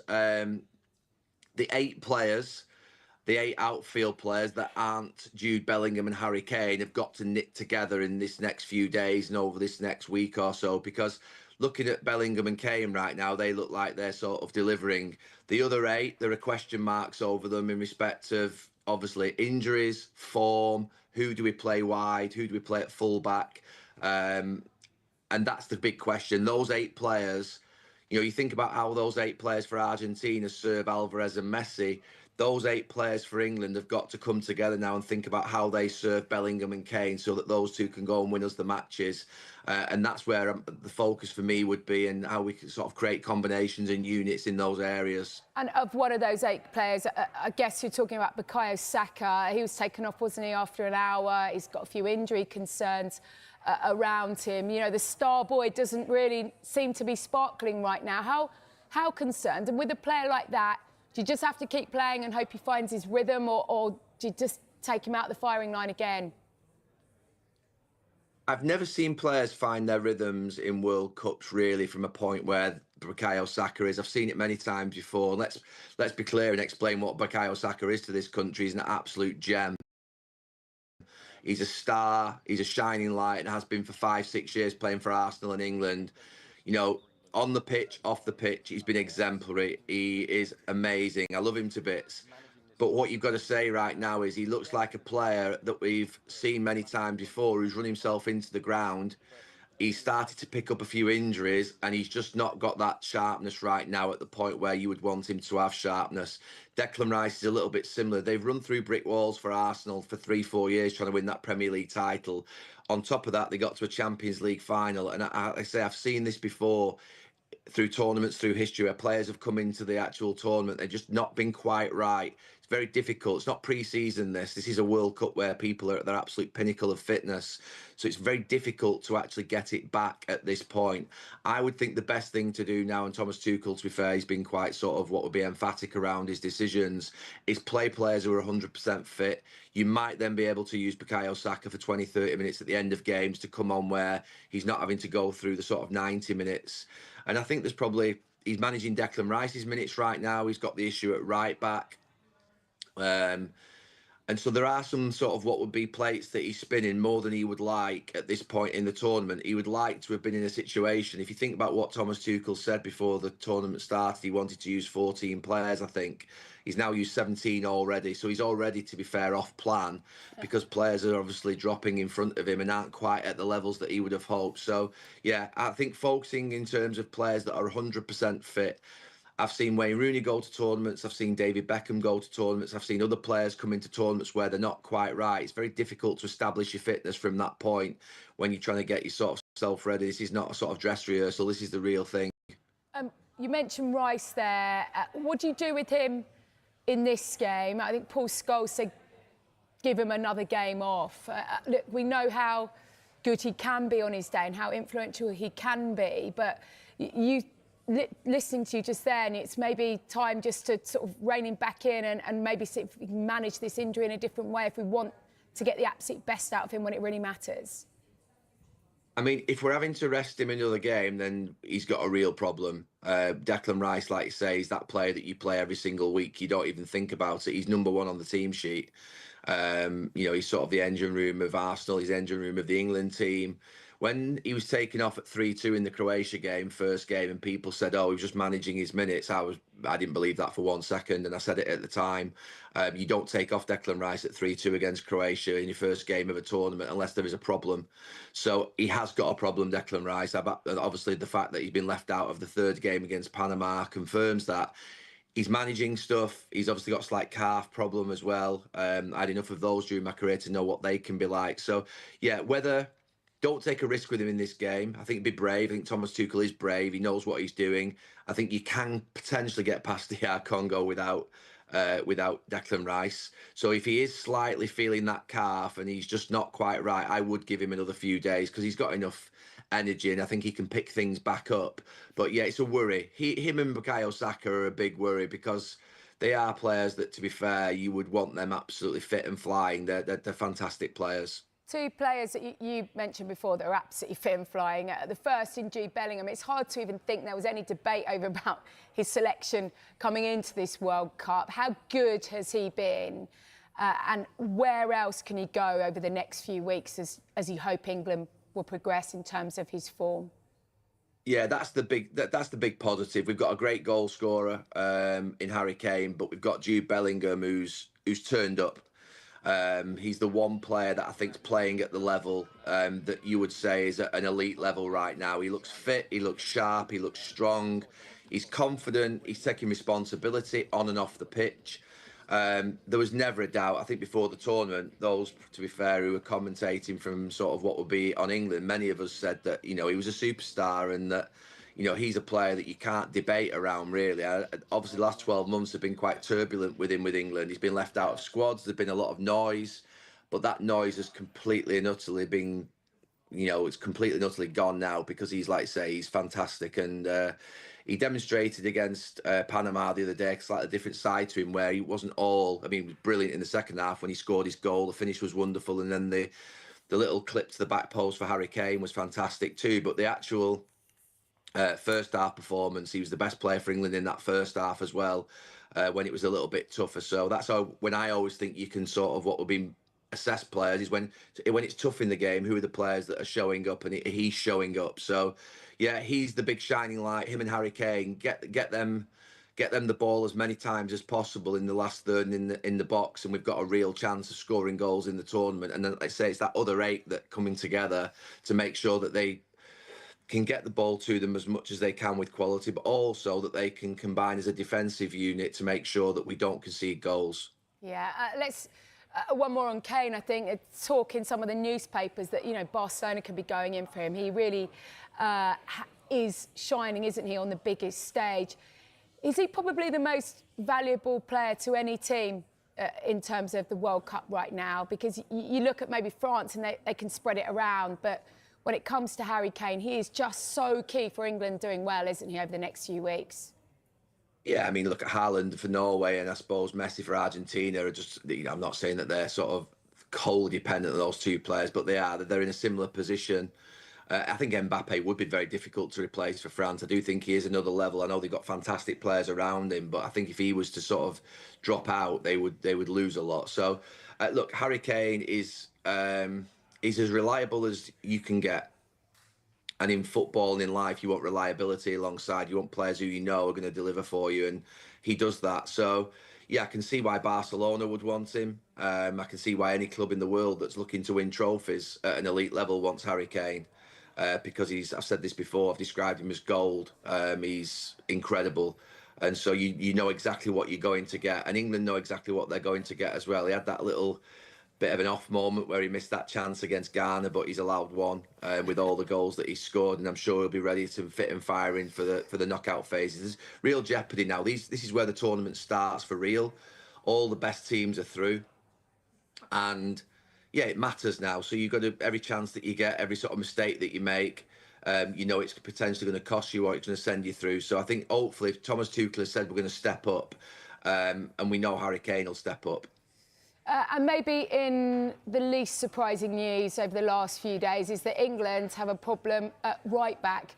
Thomas Tuchel said, before the Panama game, Reece James' injury took him by surprise. I'm not sure it surprised that many who's kind of watched that injury record, and then Jarell Quansah goes and plays, he gets injured. How avoidable all of this? How much pressure has this created on Tuchel? And what does he do now in that position? To be fair, it's not the first time that I've seen England disrespect the fullback position in tournaments over the last 20, 30 years, where they've thought they can take one fullback and then someone else can fill in. That isn't going to happen. I mean, if you're playing against Vinicius Junior in a quarter-final, or you're playing against one of those French wingers, or you're playing against an Argentinian winger, you're going to get turned over if you're not a competent fullback. Look, he has got Jed Spence, which I think maybe he rested the other day. Hopefully, that was the reason he left him out, so that he could play for the rest of the games. But we are now, to be fair, very thin on the on the ground, and yeah, I mean, Livramento and Reece James, their injury problems over the last few years, it shouldn't have been a shock to Thomas Tuchel that this could have happened. They haven't been the most robust or resilient, and to be fair, I feel for them because they're very talented players, and you'd want them to be fit, and they'll be suffering enormously, not being fit, and they'll be hurting. But yeah, Thomas Tuchel would have been able to see that. Everybody in the country could have seen that there might have been an injury to Reece James or Livramento. Yeah, just finally then, Gary, before we let you go, it's still early there, isn't it? Congo, DR Congo showed, haven't they, that they are capable of frustrating the big sides. We've seen them against the likes of Portugal in this competition. How do England go about it? What do you think they've learned maybe from those games against Ghana and Panama that can just make sure that England go through and carry on at this World Cup? It's going to be tough. You've got to make sure that you sort of lock the back door and that you don't concede counter-attacks. We did concede a couple of counter-attacks. I mean, looking at in a different day, we'd have had a penalty conceded against Ghana for sure. The one that Konza sort of tackled. That's a penalty. So that could have gone differently. And then Panama, to be fair, didn't have the quality, but they did have the moments where they counter-attacked through us. So, making sure that we stop the counter-attacks is going to be really important. And then, I mean, I don't want to put it all down to set pieces, but it was a set piece the other day. The Jude Bellingham goal that just, made everything a lot more simple for us. So making sure our set pieces are really good and making sure our quality from wide areas into the box and our last and final pass or shot is of high quality. And like I said before, delivering to Harry Kane and Jude Bellingham in the right areas, because they will score goals. So, yeah, simple things. I mean, obviously, you're going to have to be patient at times, but play with speed. Make sure that you take the chances that come your way. Because if you go a goal up, it becomes a very different game for England. I think going a goal up early will make us all a lot more settled. Let's hope so, Gary.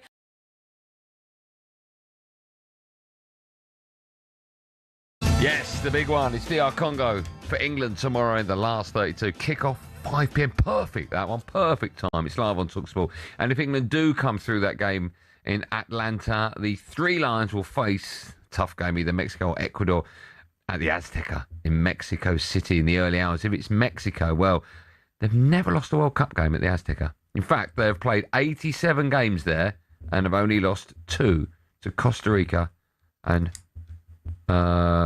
Honduras. Wow. I was just trying to work out, hold on, they've never lost a World Cup game, but they've only lost 2 games. It's the altitude, isn't it? Unbelievable record, yeah, the altitude. How do you see the game going against DR Congo tomorrow? Pretty much similar to the Ghana game, you'd say, where I think they'll sit in, and the Panama game, I think they'll sit in Congo, make it difficult, defend really, really deep. And then as the game goes on, maybe get a bit more adventurous, start to get 1 or 2 more men forward. Do we need to see a performance yet? Like, apart from the first match, second 45, everything else has been a bit drab and dreary, right? Yeah. Does it matter if we win tomorrow and if we win on pens and we are absolutely atrocious? You're through. You go. Thomas Tuchel began. Of course, he'd like a better performance, but part of you do go. At least we're over that, and then we move to the next one. And I agree with what Jimmy was talking about earlier. Was it yesterday Jimmy was in? Yes. Where I do think England will be better against better opposition, because England have always struggled throughout the course of, certainly as long as I can remember, whenever teams defend deep and there's not a lot of space for the likes of Bellingham to do their stuff, we've always struggled to break teams down. Okay. Let me ask you this then, right? And this is I think a really good analogy. So Arsenal, your team, right? Yeah. They bought in Gyökeres for games where the other teams sit deep and they're difficult to break down. Yeah. Right? They didn't buy Gyökeres for Man United. They bought him for like West Ham's, Fulham's and that. Yes, right, correct. Okay. So do you think there's a case to be had that if we're playing a team like DR Congo, who are difficult to break down, maybe we should bring Ollie Watkins on as well? Maybe start with him? As well, because Kane's always going to sit back. Yeah. So we permanently need someone up top in a game. Yeah, but it's a difficult one because with that situation, Ollie Watkins' biggest strength is his pace, running behind. Well, if a team defends deep, there is no space to run him behind. And yes, he can link play. He's good with his back to goal, but he's not Kane. So I think Kane for that situation is ideal. But for Arsenal and Gyökeres, the problem was Arsenal were creating so many chances against these teams and not taking them. So we just needed someone to finish it off. Yeah. But I think for England, when they come up, and I remember it, I know they lost was it the last, when they got beat by France and Kane missed the penalty. Was that the last World Cup, Qatar? Yeah. England were brilliant in that game against France. Went toe-to-toe, scored a couple of good goals. I still look at Jordan Pickford with that Tchouameni goal where he gets beat from about 20 yards in the bottom corner, which is a bit of a strange one. But I thought England were brilliant in that game. I think they went toe-to-toe with France. They created so many chances. Obviously, in the end, Giroud scores the winning header. I think a better side who England come up against where they don't try and park the bus, there are spaces, and it is effectively more of a basketball-type game. I think you'll see England play better. I agree. I'm going to speak to you in a moment about Saka or Madueke, who starts on the right. But first, have a listen to this. It was Noni was speaking to the media yesterday on the importance of his self-confidence. You have to feel like that. You're a top player. You're here for a reason. You're playing for your country on the biggest stage. You have to have that confidence, that excessive confidence in your ability, because at the end of the day, alongside your teammates on that pitch, it's down to you to deliver. So whatever gets you in that mind frame to be able to do that, I feel like that's good.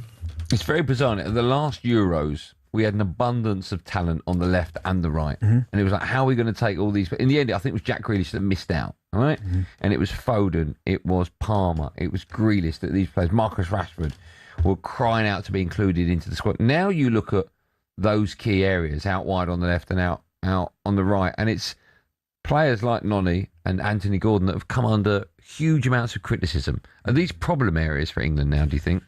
A little bit. I think if Saka's 100% fit, that right-hand side take care of itself. I mean, he's won England's Player of the Year 2 years, for I think twice on the bounce, Bukayo Saka, and that's for good reason, because of how good he is. He's never let England down, always plays well.